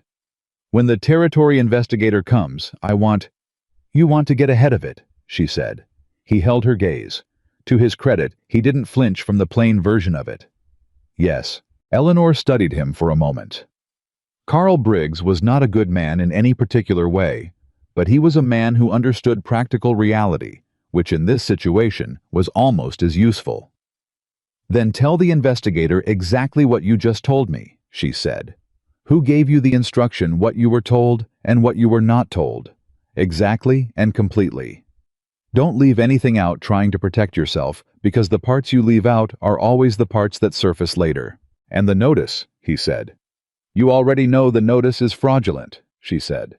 Your acting on Rourke's instruction makes you a participant. How much of a participant depends on what you say and when you say it. She picked her pen back up. I'd suggest sooner. Briggs put his hat back on. He stood there for a moment longer than was strictly necessary, which she read as a man wanting to say something he was finding difficult. Then, I said things on Friday that were out of line, in my personal conduct. Eleanor kept her pen moving on the ledger page. Yes, you did. I'm not going to try to explain it. Good, she said. I wouldn't find the explanation useful. She looked up one more time. But if you tell the truth to the investigator, we can both move forward from Friday. That's the only version of moving forward that's available to you right now. He nodded once and left. Eleanor watched the door close behind him and thought about how much of human behavior, when it came down to it, was simply people recalculating when the numbers changed. She did not feel satisfaction about Carl Briggs in any warm or uncomplicated way. But she felt the particular utility of a piece moved to the correct position on a board that was still very much in play. Because Dalton was still out there, and Rourke was gone, but not finished.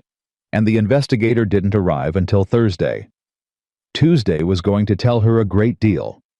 What Tuesday told her was that Gordon Dalton was a man who, when a plan collapsed, built something worse on its rubble, exactly as she had anticipated. The rumor started early before 8 in the morning, before Eleanor had finished unlocking the store. It traveled in the particular way that damaging rumors travel in small towns, not shouted, not announced, but murmured from person to person in the spaces between other conversations, always attributed to someone else, always just heard, never directly sourced. The rumor was this, that Eleanor Whitmore had fabricated the contract between Victor Hayes and Gordon Dalton. That the document she had presented at the land office Monday morning was a forgery. That Clara Hayes, a wronged wife, had been manipulated into delivering a false document by a desperate woman who understood she was about to lose everything and had manufactured evidence to avoid it. Eleanor heard it first from a woman who came into the store at 8:15 and told her with the breathless, distressed energy of someone who considers themselves a messenger of unfortunate truth. Eleanor thanked her for the information, waited until she left, and then stood at the counter for 30 seconds with her hands flat on the wood and ran through every implication of what she'd just heard. Dalton was smart. She had known he was smart. The fabrication claim was clean and fast, and it reframed the entire narrative of Monday in a way that put her on the defensive, because the burden of proving authenticity on a document is harder than the burden of claiming forgery, especially in a town already predisposed to doubt her. How was also, she noted, doing this before the territory investigator arrived. He needed the investigation to begin in an environment where her evidence was already questioned. If he could establish doubt before Thursday, the investigator would arrive into a cloud rather than a clear sky. She needed Clara Hayes. Now. She was halfway to her coat when the door opened and Caleb walked in. He looked at her face and said, "You heard.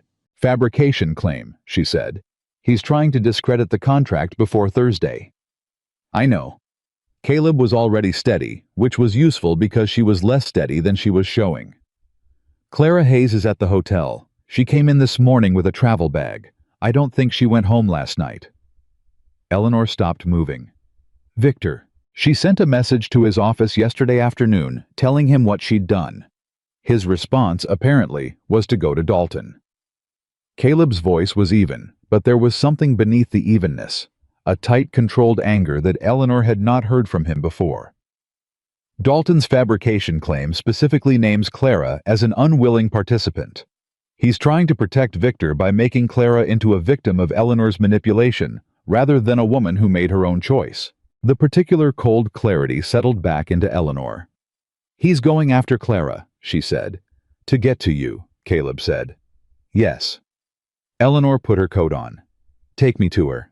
Clara Hayes was in room 4 of the Red Valley Hotel, sitting on the edge of the bed with her travel bag unopened beside her, and the particular contained stillness of a woman in the space between a decision made and its consequences arrived. She looked up when Eleanor came in, and something in her face went through relief and dread and resolve in about 3 seconds. "You heard what he's saying," Clara said. "I heard," Eleanor said. She sat down in the chair across from Clara without invitation because there was no time for ceremony. "I need to ask you something directly. Did Victor contact you this morning?" "He sent a note." Clara's hands tightened in her lap. "It said I had been manipulated by a woman with an agenda, and that I should recant my statement and say I was confused about what I'd found. And," Clara looked at her steadily, "and I burned the note." Something loosened in Eleanor's chest. Not everything, but something. "The contract you brought," Eleanor said. "Is there anything else in that desk? Anything that establishes the contract's authenticity letters? Other correspondence? Anything that references the arrangement between Victor and Dalton in a context that can't be attributed to fabrication?" Clara was quiet for a moment. The quiet of someone searching their memory with a precision they haven't previously applied. "Victor kept a receipt book," she said slowly. "Personal ledger. He was particular about recording everything he said. It was the rancher's habit from his father. In the back section there were entries I didn't understand. Amounts with initials beside them. GD. Gordon Dalton, Eleanor said. Monthly for 8 months, Clara said. I didn't know what they meant at the time. I didn't know to look. Could you get that ledger? Clara looked at her. I'd need to go back to the house. I know, Eleanor said. I'm not asking you to do that if it isn't safe. It's safe, Clara said. He's many things. He's not that kind of man. The phrase echoed from Sunday morning and had the same complicated quality.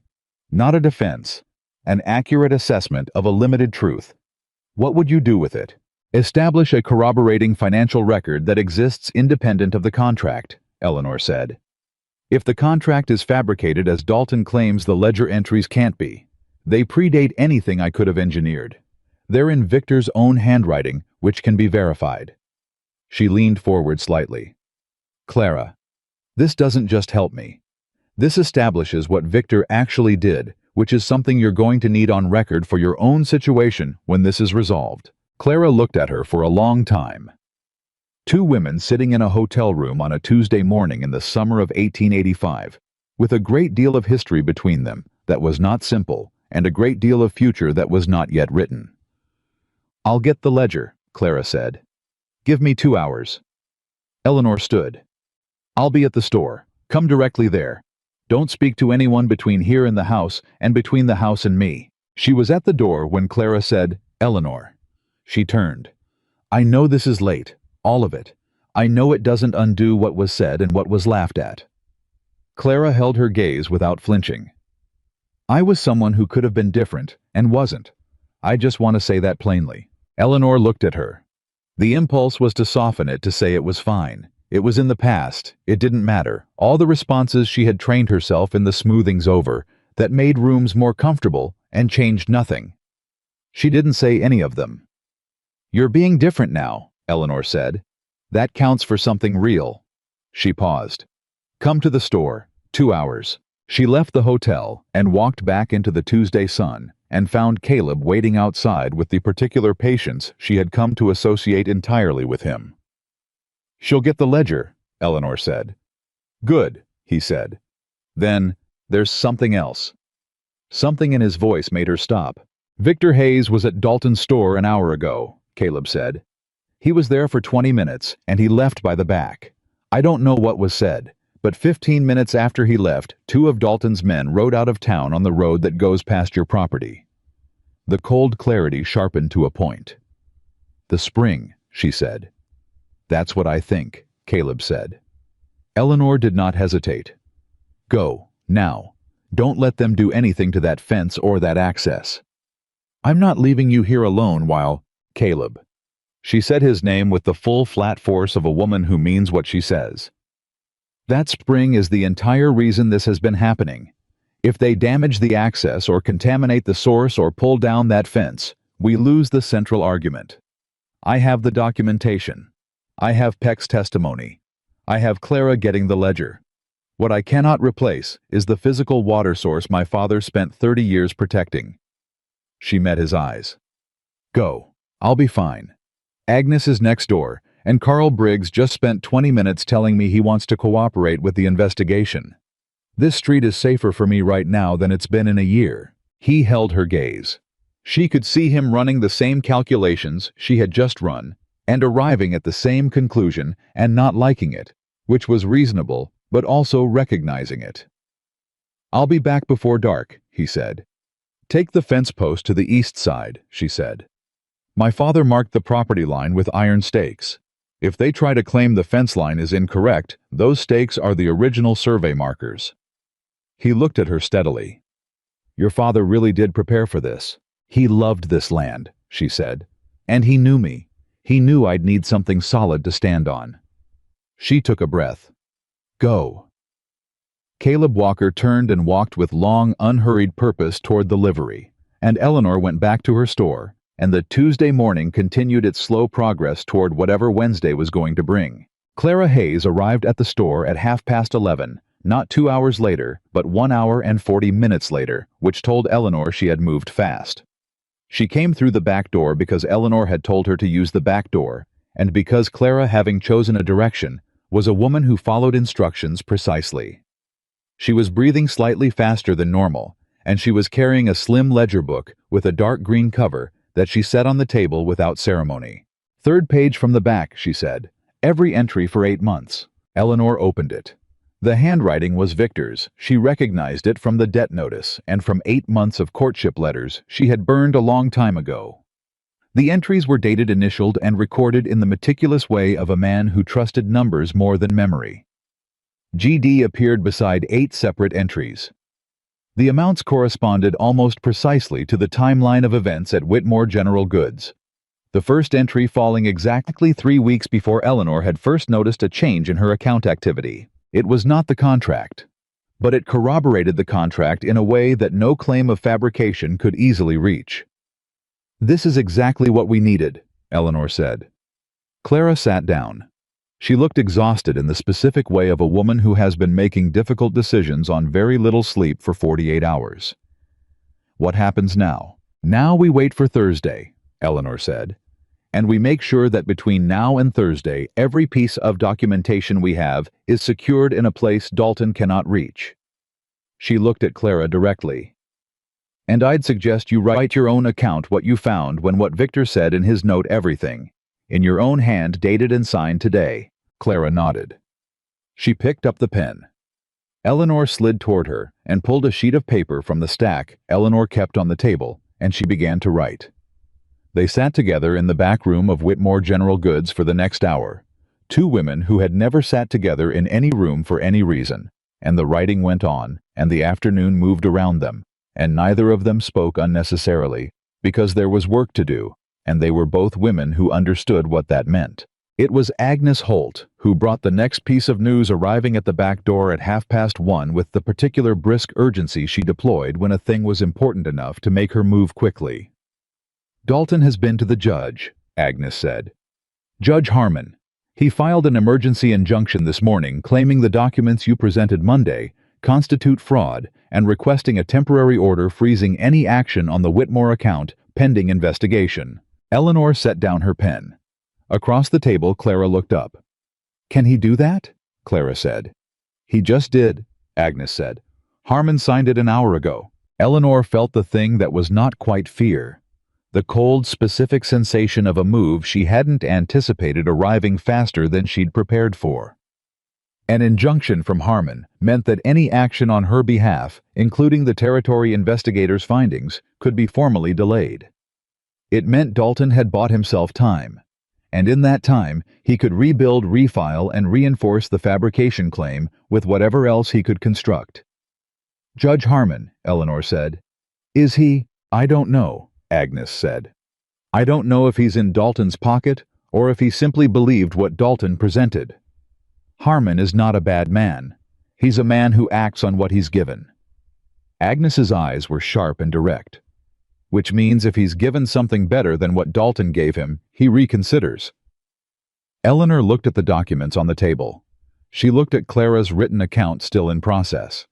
She looked at Victor Hayes's ledger with its 8 months of careful initials. She thought about her father writing letters in duplicate keeping records in 2 places, explaining a water rights rider to a nervous young clerk just because he wanted someone to understand it. She thought about what Caleb had said, those people deserve better than what they usually get. She thought about what she herself had said standing in front of the land office that morning. The direction it's going in just changed. "Agnes," she said, "do you know where Judge Harmon takes his lunch?" Agnes blinked. Then something in her expression shifted into the particular appreciation of a woman who recognizes a direct approach when she sees one. "Mackenzie's on the East End, every day at noon. He's probably there now." Eleanor stood. She gathered the ledger, Clara's account, her own documentation, Harold Peck's testimony, and the original contract. She put them in the satchel with the focused efficiency of someone who has decided what happens next and is moving toward it without waiting for anyone's permission. "Clara," she said, "stay here. Lock the back door. Don't open it for anyone except Caleb Walker or Agnes." "Where are you going?" Clara said. "To have lunch," Eleanor said, with a judge who has been given only one side of a story. She went out the front door of Whitmore General Goods and walked east on Main Street, and she walked the way she had always walked through this town, straight and steady, taking up the space her body occupied without apology or diminishment. And for the first time in 3 years, she was not thinking about who was watching, or what they were thinking, or what they said when they said it. She was thinking about what she was going to say to Judge Harmon. She had the truth, and she had these documents, and she had spent 48 hours watching this situation from every angle, and she knew this. Gordon Dalton was counting on her to be what this town had always expected her to be. Overwhelmed, reactive, grateful for any small resolution that let her keep the store without the land. She was none of those things. She opened the door of Mackenzie's restaurant and walked in, and Judge Harmon looked up from his soup, and Eleanor Whitmore sat down across from him without being invited, and set her satchel on the table, and said clearly, and without preamble, "Your Honor, I believe you were given incomplete information this morning. I'd like 10 minutes of your time to provide the rest." Harmon looked at her over his soup for a long moment. He was 60 years old, and had the measured, careful gaze of a man who has spent his career evaluating what people say and why they say it. "Miss Whitmore," he said. 10 minutes, she said, "and then whatever you decide, I'll abide by it." He set his spoon down. He looked at her satchel. He looked at her face, not the way most people in this town looked at her, not with assessment or dismissal, but with the professional attention of a man whose job is to look at people and determine what they're carrying. 10 minutes, he said. "You'd better use them well." "Yes, sir," she said. "I intend to." She opened the satchel, and she laid the truth on the table, the way her father had taught her to lay everything on the table fully, without withholding, without apology, without any version of it that was softened for someone else's comfort. Judge Harmon's soup went cold. Howe was still reading when his 10 minutes became 30, and 30 became an hour, and the afternoon stretched long and hot over Red Valley, and somewhere on the road east of town. Caleb Walker was riding back from the spring with iron survey stakes, and the evidence of 2 men who had tried to move a fence line and failed, and somewhere in the back room of Whitmore General Goods, Clara Hayes was finishing a written account that cost her a marriage and a silence she'd kept too long, and somewhere a territory investigator was 2 days from arriving with authority that Dalton's emergency injunction could delay but not stop. At 4 o'clock in the afternoon on a Tuesday in the summer of 1885, Judge Harmon folded his hands on the table and looked at Eleanor Whitmore and said, "The injunction was improperly obtained. I'm issuing a withdrawal order this evening, and I am referring the conduct of Commissioner Rourke and Mr. Dalton to the Territory Court on my own authority." Eleanor did not cry. She had not allowed herself to cry since the morning she found her father's debt in the roll-top desk, and she was not going to start now. But something moved through her, not relief, which was too small a word, but something larger and more fundamental. The specific sensation of a weight that has been carried so long, it has stopped feeling like a weight, and starts feeling like the shape of the body itself, and then suddenly shifts. "Thank you, Your Honor," she said. "Don't thank me," he said. "I was misled. I should have asked more questions before I signed." He paused. "Your father was a good man. I knew Gerald Whitmore for 20 years. "I know," she said. "He'd be pleased with what you did here today," Harmon said. "Come to think of it, he'd have expected nothing less." Eleanor picked up her satchel. She stood. She thought about her father, who had kept records in 2 places, and explained water rights to young clerks, and died on a November morning before she had understood everything he was trying to tell her. She thought, "I know, Dad. I know."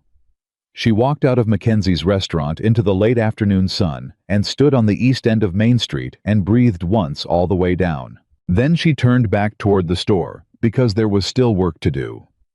There was always still work to do. But she walked differently than she had walked into Mackenzie's. Something had settled in her spine, not new, exactly, but more fully present, more fully hers. The town moved around her, and she moved through it, and she did not calculate the eyes or the whispers or the distance between who she was and who this place had decided she was, because that distance had been closing all week and was now, she thought, very nearly gone. She was halfway back when she saw Caleb's horse outside the store. She came in the front door and found him at the counter, dusty from the road, his hat in his hand, talking to Agnes in low, rapid sentences.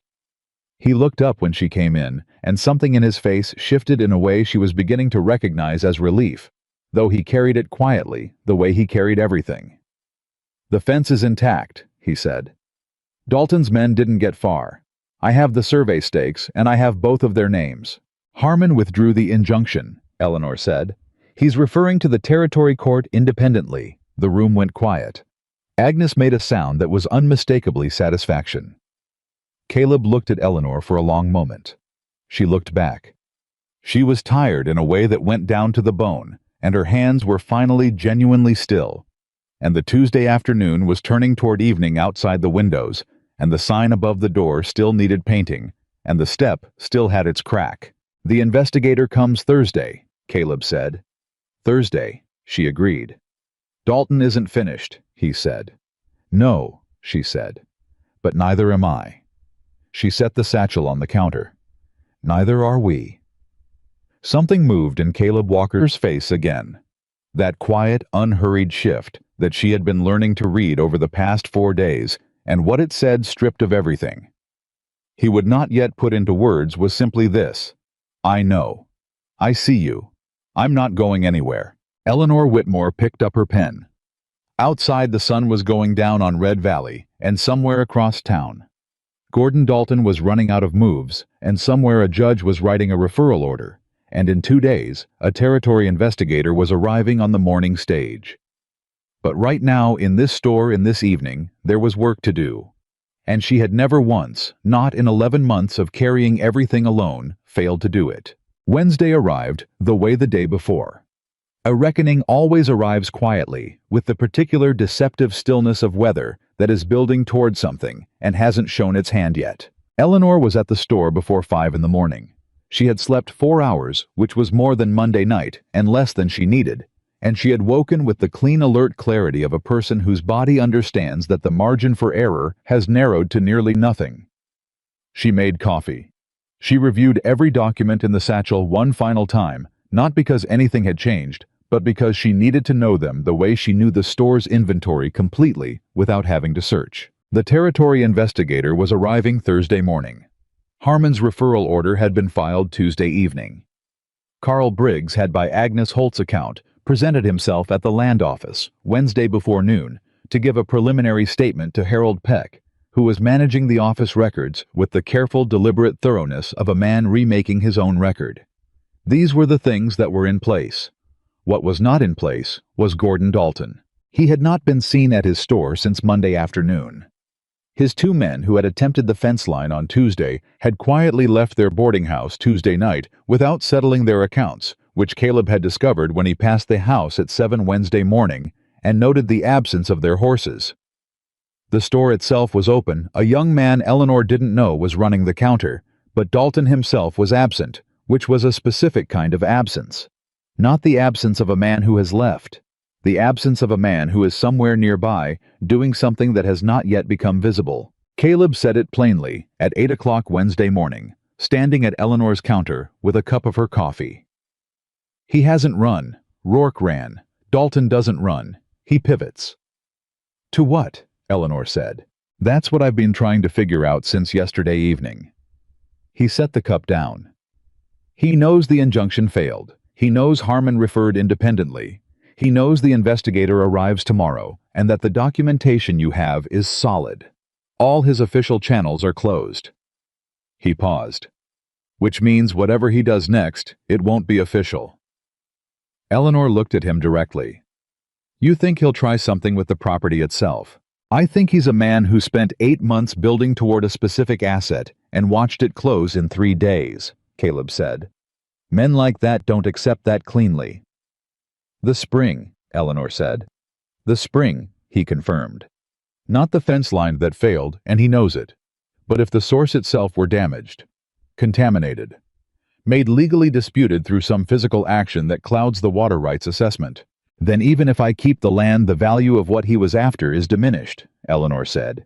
She finished the thought as fast as he'd begun it, because she had been thinking about it too in the hours between 3 and 5 this morning, when sleep wouldn't come, and her mind kept circling the edges of what remained unresolved. And a disputed water source becomes a legal question that could take years to fully settle. Which is another form of winning, Caleb said. They looked at each other across the counter. Outside Red Valley was beginning its Wednesday, and the summer heat was already pressing against the walls of the store. And somewhere in this town, or just outside it, Gordon Dalton was making a calculation. "I need someone on that property tonight," Eleanor said. "I'll go," Caleb said. "Immediate, no deliberation." "I'm coming with you," she said. Equally immediate. He looked at her. "Eleanor, it's my land," she said, simply finally with the full weight of everything those 3 words contained. "It was my father's land. That spring is the thing he spent 30 years protecting. If something happens out there tonight, I am not going to be in the store reading about it tomorrow morning." She held his gaze without blinking. "I'm coming." Howe was quiet for a moment. Reading her, the way he always read her, not looking for weakness, not looking for an angle, just looking at who she was and what she meant. He had been doing that since the first afternoon, and she had come to understand that being read that way fully, without judgment, without the constant undercurrent of assessment that she had lived with her entire life, was one of the most disorienting and quietly extraordinary things she had ever experienced. "All right," he said. "After dark. Bring the coat, it gets cold fast out there once the sun goes." "I know my own land, Mr. Walker," she said. Something moved at the corner of his mouth. "Yes, ma'am, you surely do." The day moved. Agnes came at 10 with 3 additional written statements from townspeople who had observed Dalton and Rourke in private meetings. Statements she had apparently been collecting since Tuesday with the organized, purposeful energy of a woman running a campaign. Eleanor added them to the satchel and thanked her and meant it completely. Harold Peck sent a note at noon confirming that Carl Briggs's preliminary statement had been formally recorded and witnessed. Clara Hayes, who was still at the hotel, sent a message saying that Victor had come to see her that morning and that the conversation had lasted 2 hours, and she would tell Eleanor about it when she was ready, which Eleanor accepted because it was Clara's business and Clara's timeline. At 3 in the afternoon, Dalton's store closed early. The young man running the counter locked the door from inside and didn't come back out. At 4, one of Agnes's network. A woman named Ruth, who did laundry for half the town's businesses, came to Eleanor's back door with the information that she had overheard 2 men talking behind the feed store at noon. She had not recognized them. They were talking about a water test, about something called a mineral additive, about doing it tonight before the government man arrived. Eleanor felt the cold precision arrive instantly, completely. Mineral additive. Into the spring. To cloud the water rights assessment, to introduce enough chemical ambiguity to make the source legally contested to do in 12 hours what 8 months of fraud and official manipulation had failed to do. She took Ruth's hands between both of hers and said, "Thank you. Go home. Stay home tonight." Ruth looked at her with the steady, clear eyes of a woman who has decided whose side she's on. "You need anything else, you send for me." "I will," Eleanor said. She sent word to Caleb at the livery the moment Ruth left 3 words on a scrap of paper that said tonight. Spring. Confirmed. He was at the store in 8 minutes. They left at 9 after the last of the light was gone, and they rode Eleanor's 2 horses because she kept a second for deliveries, and because it was faster and quieter than any other means of covering the 2 miles to the back parcel.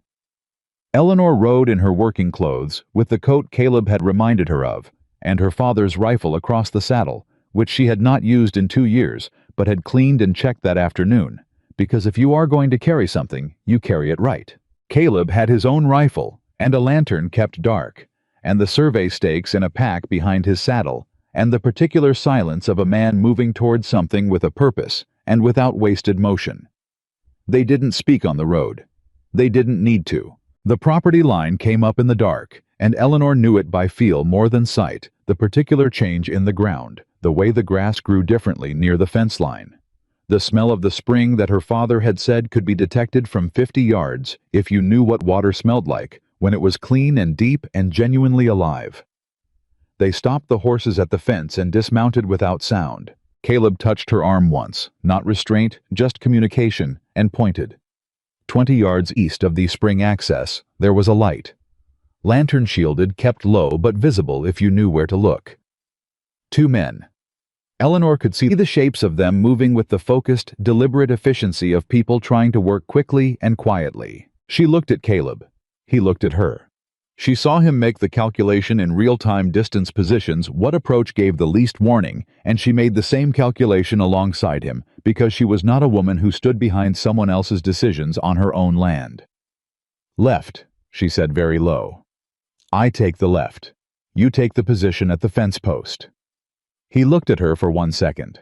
Then, "Don't get within arm's reach of either of them." "I wasn't planning to," she said. She moved right. He moved to the fence post. She came around the long side of the spring fence with her rifle held level and her footfall silent on the summer grass, and she was within 20 feet of the nearer man when she said in a voice that carried exactly as far as it needed to, and no further, "Set it down, both of you." The men froze. The nearer one had a canister in his hands. Not large. The kind of thing that looked ordinary until you knew what it contained. The farther one turned and saw Caleb Walker at the fence post with a rifle and a lantern now lit, and his stance. The specific stillness of a man who has held weapons in serious circumstances and is doing so again without any alteration in his breathing. "Set the canister down," Eleanor said. "Slowly. On the ground. Step back from the spring." The nearer man looked at her. He looked at her rifle. He looked at her face. Whatever he had expected to find on the Whitmore property at 9 o'clock on a Wednesday night, it was not this. "You're on private property," Eleanor said. "Conducting what appears to be deliberate contamination of a water source, which is a criminal offense under territorial law. You have the option of setting that canister down and waiting for the law to arrive, or you have the option of making this considerably worse for yourselves." She kept her voice level. "I would strongly suggest the first option." The canister went down. Slowly. On the ground. The man stepped back. The second man, with Caleb's position already established and unambiguous, raised both hands without being asked. Eleanor did not lower her rifle. "Caleb, rope." He had rope. Of course he had rope. He was a man who had been planning for the full range of eventualities since 9 o'clock this morning, and rope was a reasonable thing to bring. He secured both men to the fence post with professional efficiency, while Eleanor kept the rifle level and her feet planted on the ground that was hers. When it was done, she lowered the rifle. She walked to the canister and crouched down and looked at it without touching it. In the lantern light, she could read the label, partially. A chemical name she didn't recognize, but would have Caleb read fully and document in the morning. "This goes to the investigator," she said. "Agreed," Caleb said. She stood. She looked at the spring. In the lantern light, it looked exactly as it always had, the low fence her father had built. The clean ground around the access point, the particular quiet of water that has been in the earth a very long time. Still, undisturbed, intact. Something moved through her that was not quite tears and not quite relief, but was the combination of both in the specific form that arrives when something you have been afraid of losing turns out to be exactly where you left it. She pressed one hand flat against the fence post her father had set 30 years ago. "I've got you," she said quietly. Not to Caleb, not to the men tied to the fence, to the land, to the water, to the 30 years of her father's work and the 11 months of her own. "I've got you." Caleb was beside her. He didn't say anything. He simply stood there, and the lantern burned between them, and Red Valley was 2 miles away in the dark, and Thursday was 6 hours from arriving. She turned and looked at him. How was looking at her the way he had looked at her since the first afternoon, the way that had nothing to do with what she looked like, and everything to do with what she was. And she looked back at him the same way, because she had learned over 4 days that it was possible to be seen by a person without flinching, and that the not flinching changed something essential about the seeing. "What happens after Thursday?" she said. It wasn't a small question, and he didn't treat it like one. "Depends what you want to happen," he said. "I want the investigation to be thorough," she said. "I want Dalton prosecuted. I want Rourke found and held accountable. I want Harold Peck confirmed in the land office administrator position because he earned it." She paused. I want the store to run the way my father built it to run. I want to fix the sign above the door and the step with the crack in it. Another pause, smaller. And I want to know if the man standing next to me has somewhere he's supposed to be that isn't here. The question landed in the space between them and stayed there real and plain and without decoration. Caleb Walker looked at her for a long moment. She was close enough to see his face clearly in the lantern light, the lines of it, the gray at the edges of his beard, the specific quality in his gray-blue eyes that was not distance, but its opposite, the quality of a man who has stopped moving. I haven't, he said, had somewhere to be, in a long time. And now, she said. Now, he said, and his voice was low and entirely without performance. I'm standing on the best watered land in the valley, with a woman who just talked two men into surrendering with one rifle and a very reasonable tone of voice. The corner of his mouth moved. Seems like a good place to be. Eleanor looked at him. Something warm and complicated was happening in her chest that she did not have precise words for, which was unusual for a woman who had words for most things. It was not simple. It was not the kind of warmth that arrives easily or asks nothing of the person who carries it. It was the kind that settles deep and stays. You should know, she said, that I am not a simple person to be near. I run a store and I keep my own accounts and I make my own decisions, and I have 11 months of anger about things that were done to this business that I intend to address fully and thoroughly before I'm done. I know, he said. And I'm not looking to be rescued, she said. That's not what this has been. That's not what I want it to be. I know that too, he said. I stopped trying to rescue things a long time ago. He paused, found the words with the careful honesty she had come to expect from him. I do well alongside things worth standing beside. The night was warm, and the lantern burned between them, and two men sat tied to her father's fence post, and Thursday was coming. Eleanor Whitmore looked at Caleb Walker and understood with the same clean clarity she brought to accounts and ledgers and legal documents that this man was exactly who he appeared to be. Not more, not less. Exactly. She had not met many people of whom that was true. Then stay, she said. For now, and we'll see what we're both worth over time. That's all I'd ask, he said.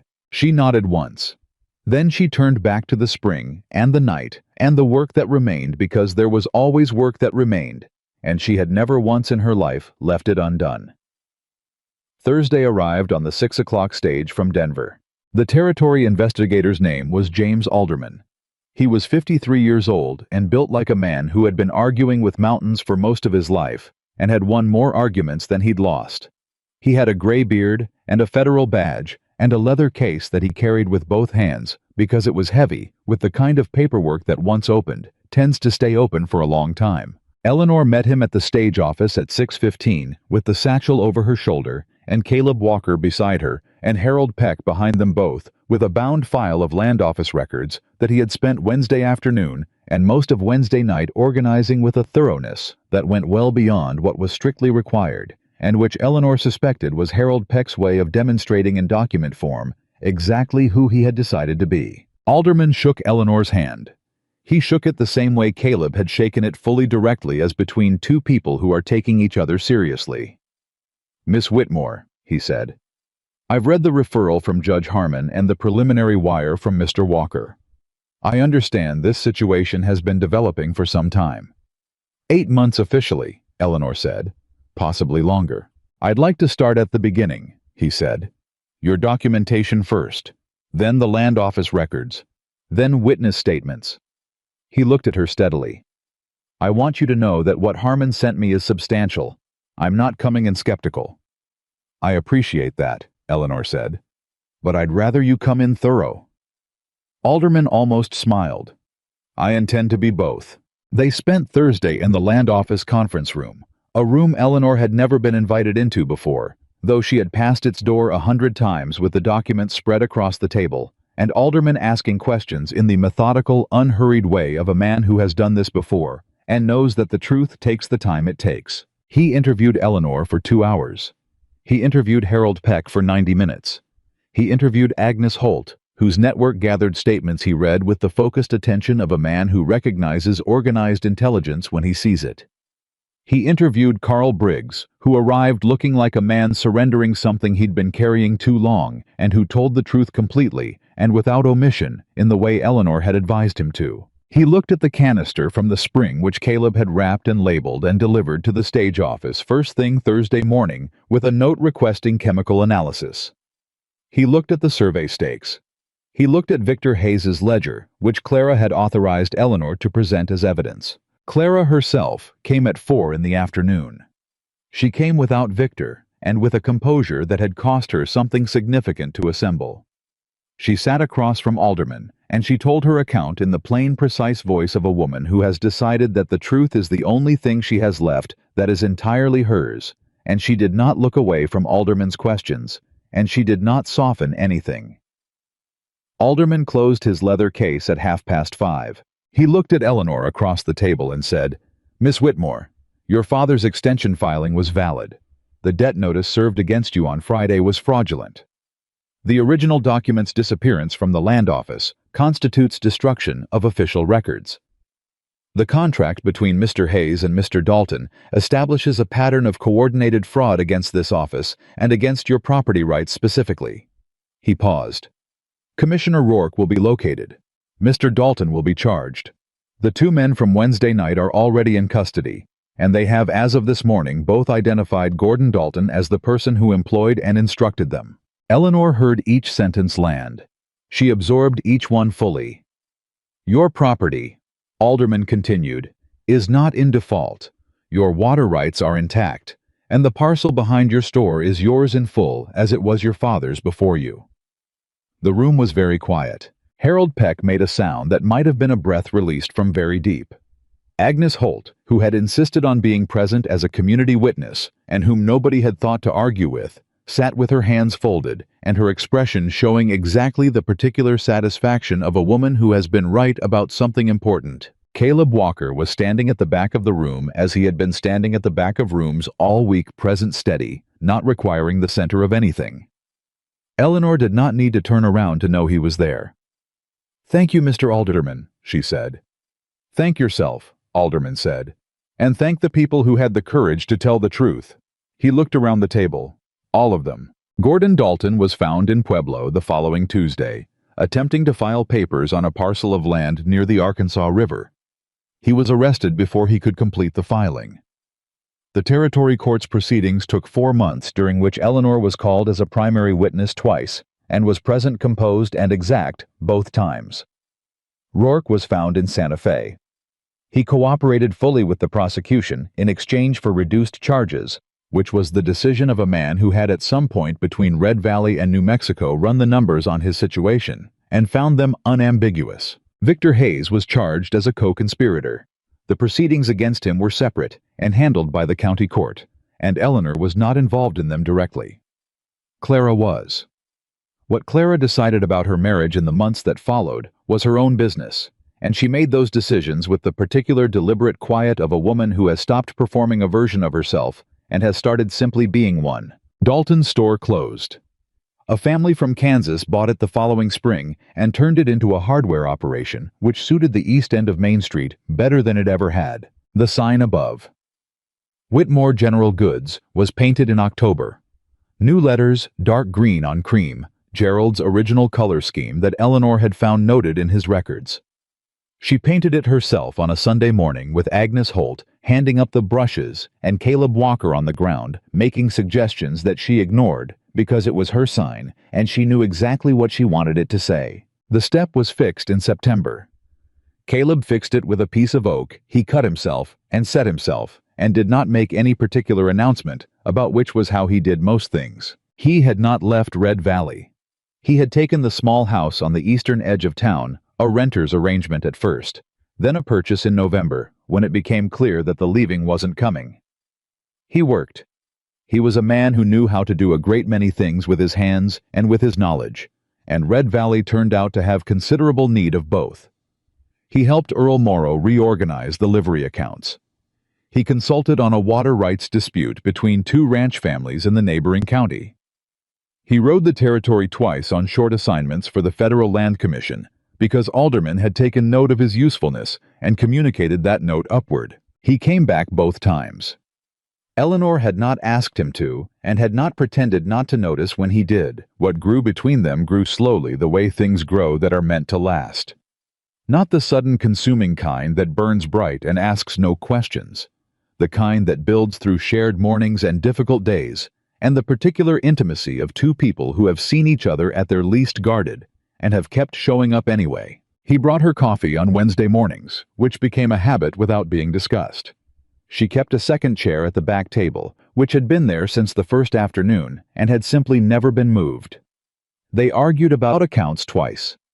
She was right both times, and he conceded with the same straightforward honesty he brought to everything, and they agreed about most other things, which she suspected was because they had come to their convictions through similar roads and arrived at similar conclusions, which is rarer than most people admit. He told her one evening in December, with the store closed and the lamp lit and the first real cold of winter pressing at the windows, about his father's ranch. Not the summary version he had given her the first afternoon. The full the 40 years. The specific fields. The way his father had talked about the land. The particular grief of a man who had built something real and watched it taken. He told it steadily, and she listened the same way. And when he was done, she didn't offer consolation, because she understood that what he needed was not consolation, but witness. Someone to know the full weight of it. She knew the full weight of it.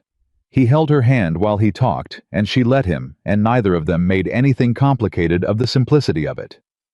In the spring April, a year and 2 months after the Friday, Carl Briggs walked into her store with a fraudulent debt notice. Eleanor stood at the back fence of the Whitmore property and looked at the spring her father had kept clean and fenced, and called the only thing in Red Valley that couldn't be argued with. The water was clear. It had been tested twice by the Territory Office and found entirely uncontaminated. The chemical canister from Wednesday night had contained a mineral compound that, had it reached the source, would have required years of remediation. It had not reached the source.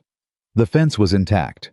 The iron survey stakes were documented and filed with the county record. The store was running, genuinely running, not surviving. 3 new accounts established in the fall. A supply contract with the new school district. Agnes Holt had sent 2 families her way in January, which Agnes had done without being asked, which was Agnes's way of saying something she would never say directly. Red Valley had not become a different town. It was still a place where people made judgments quickly and revised them slowly, where gossip ran faster than news and kindness arrived later than it should have. But it had changed in the specific way that places change when a thing happens publicly that cannot be unseen. When a woman who had been dismissed and diminished stands in the street and speaks the truth out loud, and the truth turns out to be larger and more consequential than anyone had assumed, and the people who had been watching from the side have to decide quietly and one by one what they make of what they saw. Most of them had decided something better than what they'd had before. Not all, but most. And most, Eleanor had concluded, was enough to work with. Caleb came to stand beside her at the fence.